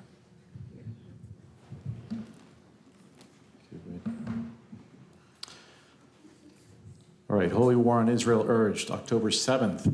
That was the headline of an article written by the Associated Press and published in the New York Times on October 7th. The article continued, Muslims from more than 40 countries called today for a holy war against Israel. The call came in a resolution at the end of a 10-day Islamic conference here. That article actually was published on October 7th, 1968, 55 years exactly before the attack on Israel.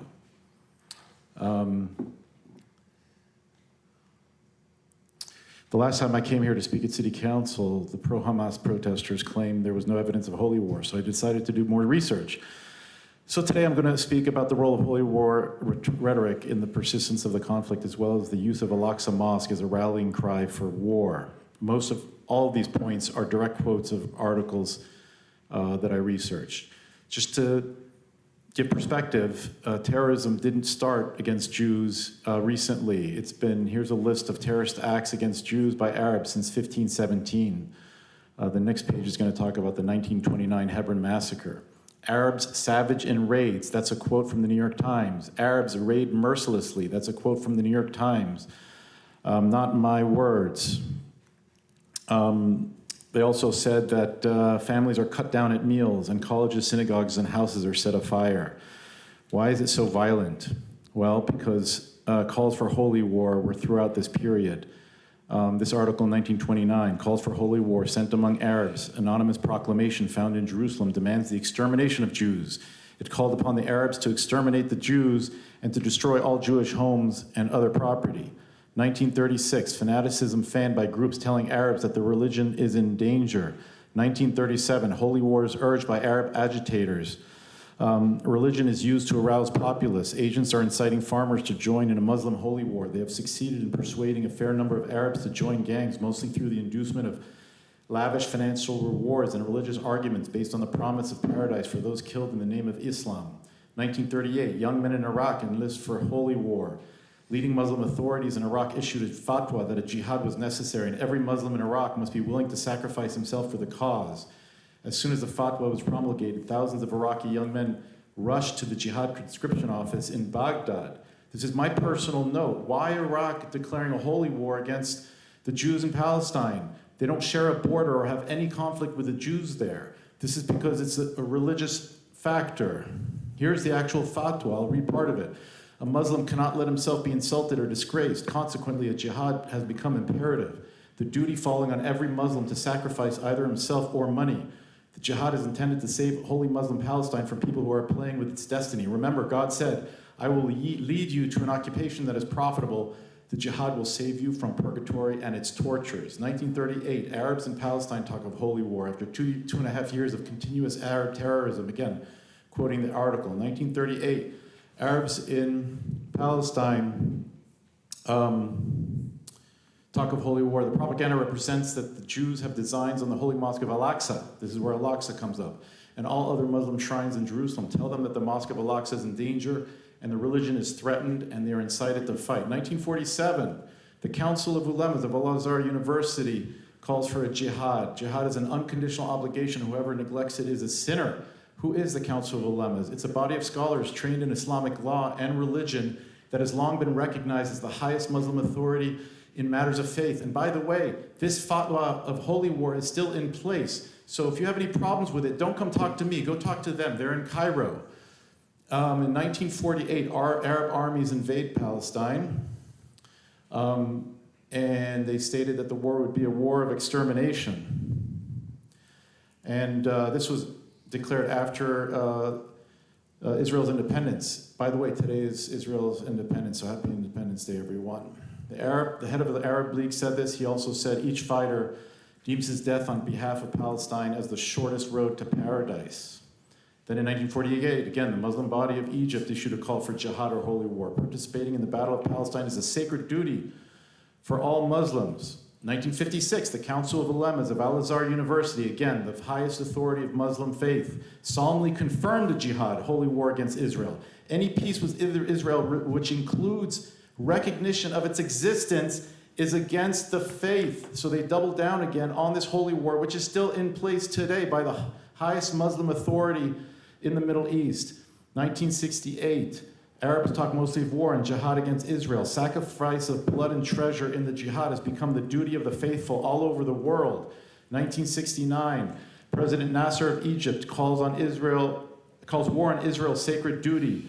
In the coming battle, the Arab soldier will not be soldiers of the Arab nation alone, but soldiers of God and protectors of the religion. Then in Al-Aqsa, Arabs find a sacred cause. King Faisal of Saudi Arabia called for holy war. 1969, more than Israel is in an expansionist policy of Arabs. There's genocide in northern Sudan, in Nigeria, and in Chad. These are all still places undergoing pressure from Muslim imperialism. 1980, Saudi prince talks of holy war. 1981, PLO paper advocates holy war to regain Israeli-occupied lands. Giving priority to Jerusalem means declaring holy war to liberate it, and the same applies to Palestine. 1996, tactics in a holy war. Hamas has a clear goal to turn nation Palestine into an Islamic state. Mosques are used. 1997, Sheikh vows to continue Hamas holy war against Israel. A nation that does not wage jihad cannot exist. 1998, he said the same thing again. 2002, terrorist attacks. Human Rights Watch said it was a crime against humanity and war crimes, the terrorist attacks that they were doing. Now here you are, 2023, Operation Al-Aqsa Flood. They use Al-Aqsa again to generate religious fervor for the attack. It's no coincidence. This has been used again and again. Let's backtrack 90 years. 1933, Nazi women urge holy war on Jews. The Jews want to continue to fight until the destruction of the German people. We will continue until Jewry has been destroyed. The only difference between what happened in Germany and in the Middle East is that in the Middle East, Jews could defend themselves. As Golda Meir said, we will never leave our security in the hands of others. That would be reckless responsibility. We are determined to stand on our 2 feet and to defend ourselves. Thank you. Thank you. Lindsay Starrett?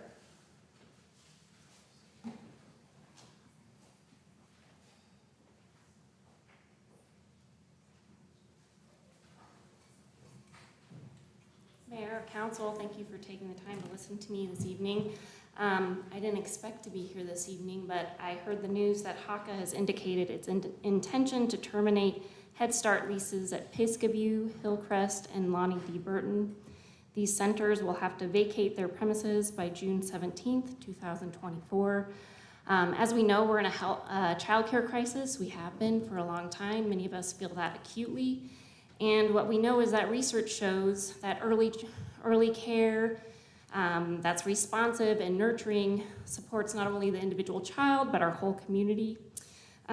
This news has been shocking to me, and I want you to think of the over 150 children and families that this will impact. These programs are crucial to families who depend on them for various reasons, such as working, attending school, caring for other family members, and to support their child's development and well-being, not just now, but for life.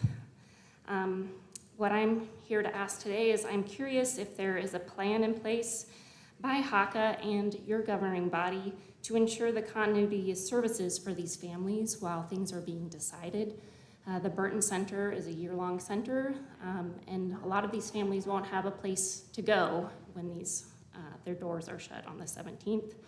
And I wonder if it's feasible for the current Head Start agency to remain in place until a clear plan of moving forward has been established.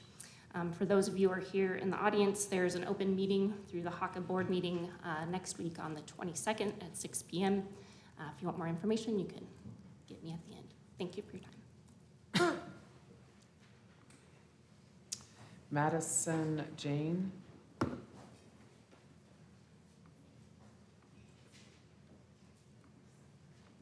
Council, community, just to let you know, the bid petition is at 927 signatures in just 2 weeks. I want to first shine a light on how Grind Coffee and the River Arts recently unveiled a massive historical mural dedicated to the impact of urban renewal in the late 60s here in Asheville. It devastated our Black communities, an impact which is still felt generations later. Our community lost 1,000 homes, 6 beauty parlors, 5 barbershops, 5 filling stations, 14 grocery stores, 3 laundromats, 8 apartment complexes, 7 churches, 3 shoe shops, 2 cabinet shops, 2 auto body shops, 1 hotel, 5 funeral homes, 1 hospital, and 3 doctor's offices. That's 1,000 homes, and roughly 65 businesses were lost to pave the way for gentrification. This wasn't the only time. Since the 1930s, Asheville citizens have been discriminated against through racist redlining, urban renewal, and currently the proposal of this bid, which I like to refer to as CRAP, crap. Corporate redlining and privatization of our taxes and our public spaces. A proposal that's so vague we don't even know whether the so-called ambassadors will be armed or not. You'd think since bids have been around for over 30 years and are supposedly so successful that they would have a clearly defined proposal and not one that allows them to fill in the blanks once passed. This is about power, this is about corporate greed, this is not about community needs. Asheville doesn't need to be plagued by more broken promises and hidden agendas. Priscilla Robinson, one of our wonderful Asheville elders who helped curate the urbanrenewalimpact.org website and historical mural, said, "Regardless of status, creed, or color, we are all human. In the midst of adversity, unity has more power to bring about change. Unity adds value to the whole, Thank you. especially when diversity connects." Imani Saya.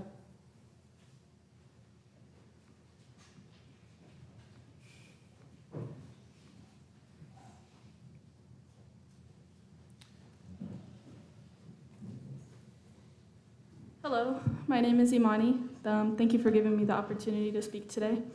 I'm here today to ask you to put pressure on your North Carolina state government, your federal government, to pressure on Israel to agree for a ceasefire of what's happening in Palestine right now. The United States is the enabler here who continues to fund Israel, and this encourages Israel's actions.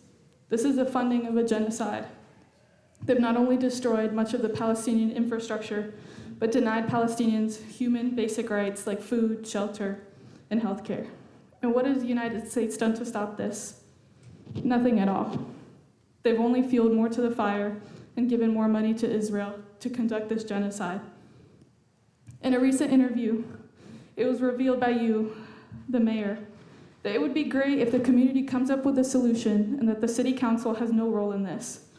But we have shown up in countless protests in downtown, at UNCA, other colleges in Western North Carolina, and show a desire to divest from Israel. The community has shown you that they think this is wrong. By saying it's not the job of city council, this is being complicit in genocide. Also, in the same interview, it was stated that it was difficult and challenging to gather consensus in the Jewish community, when it really is not. Many people in the Jewish community, rabbis, and Jews around the world recognize that this is a genocide and fight for Palestine to be free. How is it challenging to ask for the killings of Palestinians to stop? How is it challenging to stop funding this? The killing of them is inhumane. So please, tonight, please consider a ceasefire resolution and think of the many people that have died. You're making them suffer after they've suffered years of occupation and blockade, and now this genocide. Please consult with those above you to push the Israeli government to stop this. Thank you. Thank you. Is everything okay outside in the hall? Okay, okay. It was a little loud. Thank you. Jonathan Wainscott.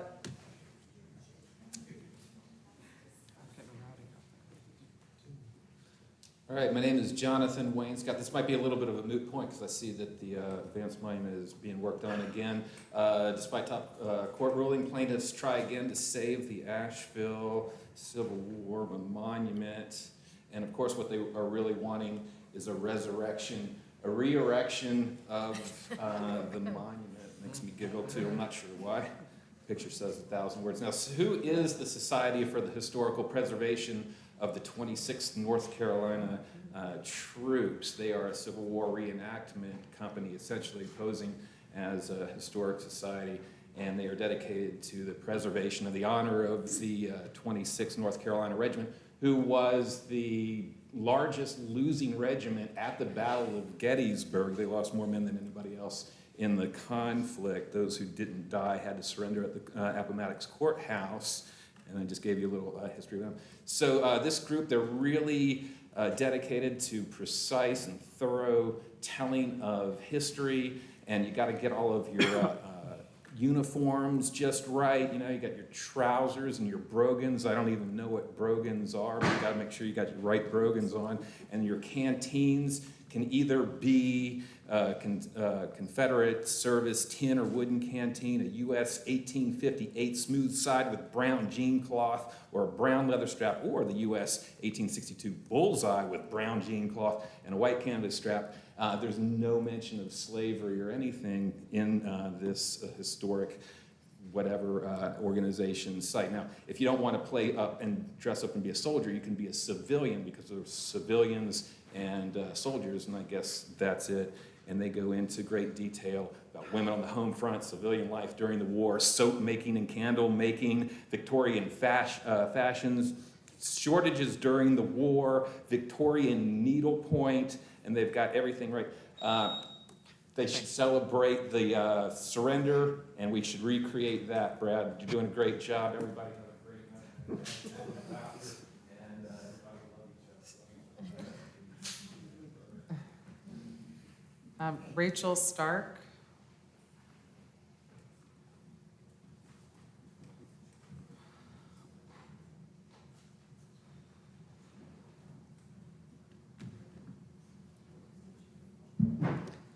Where am I looking for the color? Oh, here. Hi. I am an Asheville resident who currently works downtown. I've worked downtown starting in 2019. I'm an artist with a miraculously affordable art studio on the South Slope in the bid boundaries, which I still struggle to afford. I and other workers, renters, and small business owners overwhelmingly and strongly stand against the bid.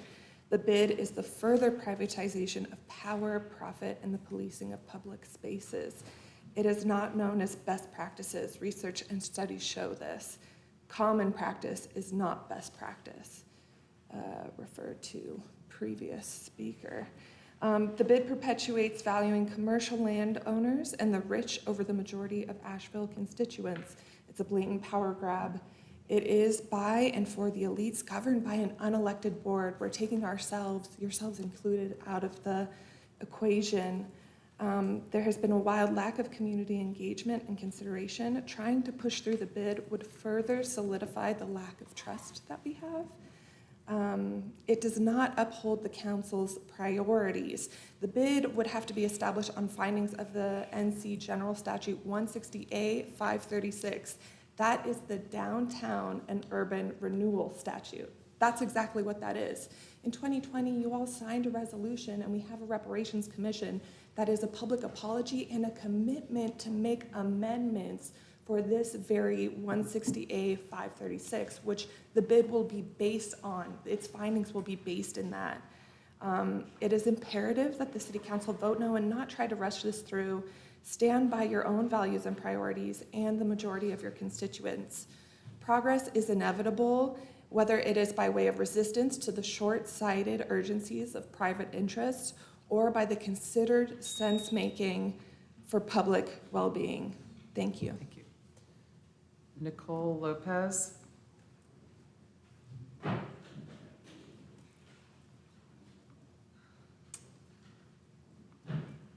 Hello, Council. Thank you. I am here to speak out against the bid, against the UNCA police expansion, and urge y'all to bring the ceasefire resolution to a vote to condemn a genocide. Many others have made great points as to why the bid should not be adopted. What I'd like to highlight is that community responders should not be a baseline service, or community responders should be a baseline service, not an additional service provided through the bid, and that we should not be urgently advancing anything that does not incorporate the findings from the Cease Harm Equity Audit, the findings from the Affordable Housing Report, or input from the Continuum of Care. Where and why the urgency? What gets treated with urgency right now disturbs me. No business as usual during a genocide. Over 35,600 people have been killed on our tax dime. I'd like to correct the notion given earlier in this chamber that that number has fallen.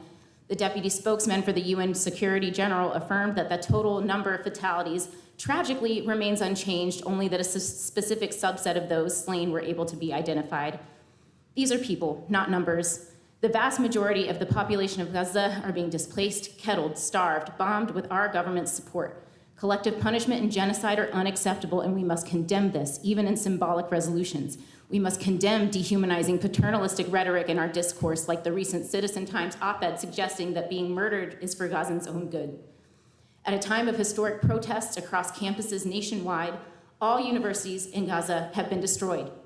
As a community member who was invited to UNCA's encampment to give teach-ins, I personally witnessed the way that the university cracked down on a peaceful and proactively compliant protest. Our peaceful encampment was accosted by a counter-protester who aggressively got in my face and tried to incite violence. UNCA did not intervene to protect students and only wielded campus police to shut down protest. The timing of this campus police expansion resolution after the university cracked down on peaceful protest and after students have dispersed for the summer does not garner trust. Free Palestine, pass the ceasefire resolution, no business as usual during a genocide. Crystal Watley Kagoni.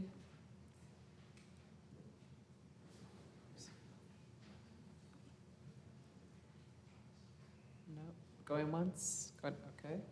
Rebecca Krug?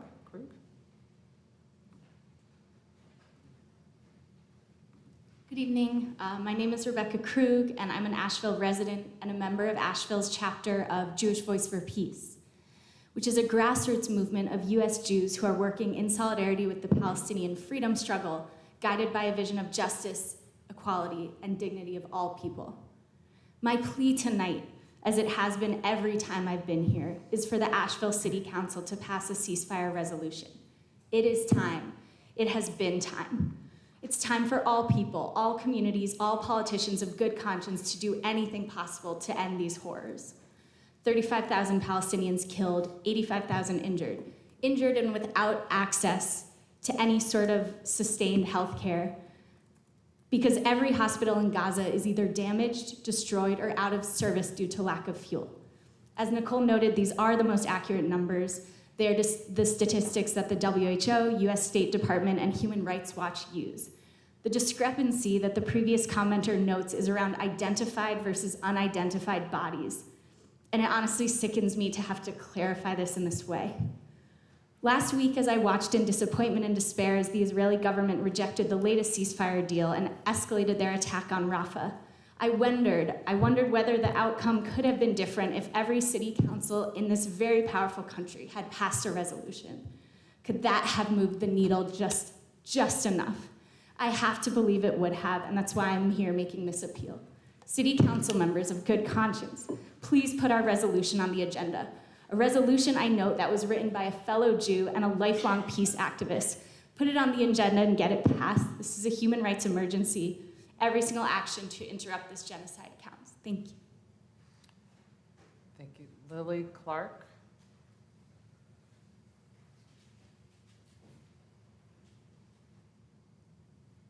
Paul Howell.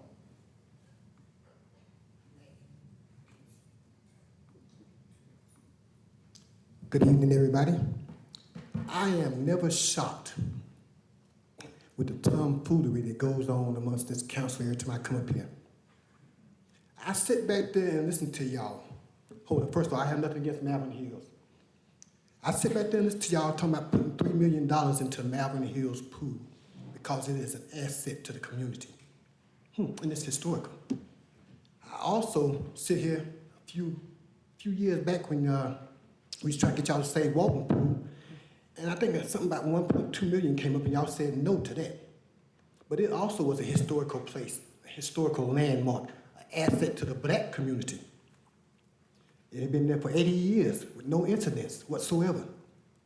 So now we're left with two pools in Asheville, Rec Park and Malvern Hills, because what y'all replaced our pool with down at the bottom of that hill is not no pool.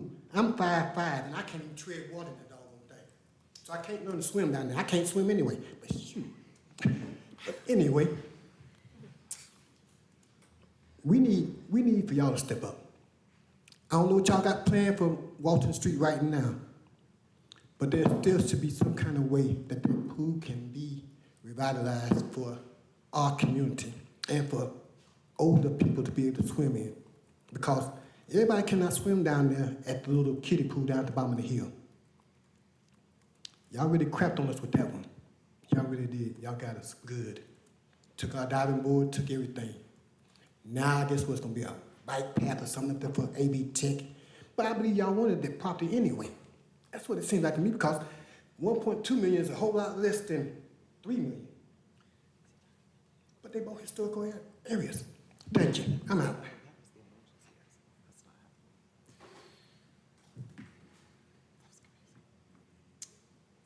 Kia Dale.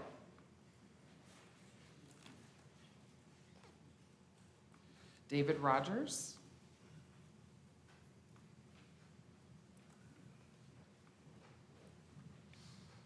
Hello, thank you for letting me speak tonight. I'm here tonight in support of the Malvern Hills Pool. I have my blue shirt on for the pool. As you heard, we have other things that have closed because we've had lack of funding in this town for many years. We need to maintain our parks and recreation services. It's like a basic need that we have. And I hope you'll put it in the budget this year, the additional funds that we need, because it's really tragic. It's a SES thing. People need to learn how to swim of all economic status, not just the ones that can afford to go to the J and other places. So please put that in there or put it in the Go Bonds Fund. The other reason why I'm here is I really need you guys to help make Candace Pickens Memorial Park a park in perpetuity. You all unanimously supported, and so did Asheville City School Boards, in getting the interlocal agreement signed where the Parks and Recreation Department is going to take care of this park for 20 years of the life of the equipment, whichever is longer. Thank you for putting that in there, because I know you did a lot of time working on this, Brad. So it doesn't cost the city anything to adopt it. And it would just be symbolic to the family that we're not going to throw it in the landfill again like we did with Jones Park. I was just texting with Keisha this weekend. It was Mother's Day. It was the anniversary of her daughter's death in 2016. She's really sad that this is going to be thrown in the landfill without a replacement plan.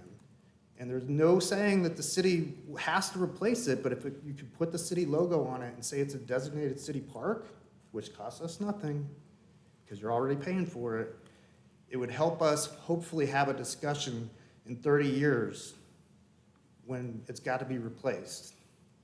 So please, I've emailed each of you individually. I need your help. I know some of you support this. You championed it. We need your help to not just have this thrown in the landfill again. Thanks. Thank you. Okay, council, that concludes our public comment period. Maggie was way off in terms of what time we would end tonight.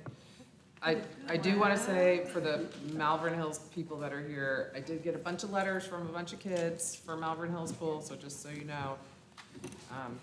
And so the kids get a little recognition.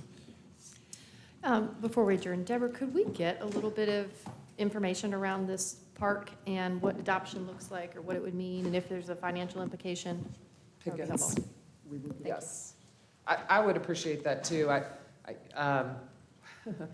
It'll be some other mayor that sits in the 20 meetings that it takes to get it rebuilt in 20 years. But I would like to have a conversation around that. We have agreed to maintain it and we've put a trash can there, but we don't have our park sign there. And so what it means is it's not on our roll as a permanent city park and we're not obligated to replace it in 20 years. And I know that it's on school property, which is an unusual and befuddling, apparently, especially legally, situation for us. But it would be nice to see if we can figure out how to resolve that. And David, thank you so much for your work and your whole army of people that helped build the park. It was amazing. I drove by it every day. You guys built that thing, and maybe you could come and build some other parks for, just kidding.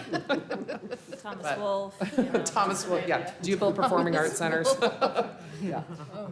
So anyway, thank you all. That concludes our meeting tonight. And that's it. This rubber chicken.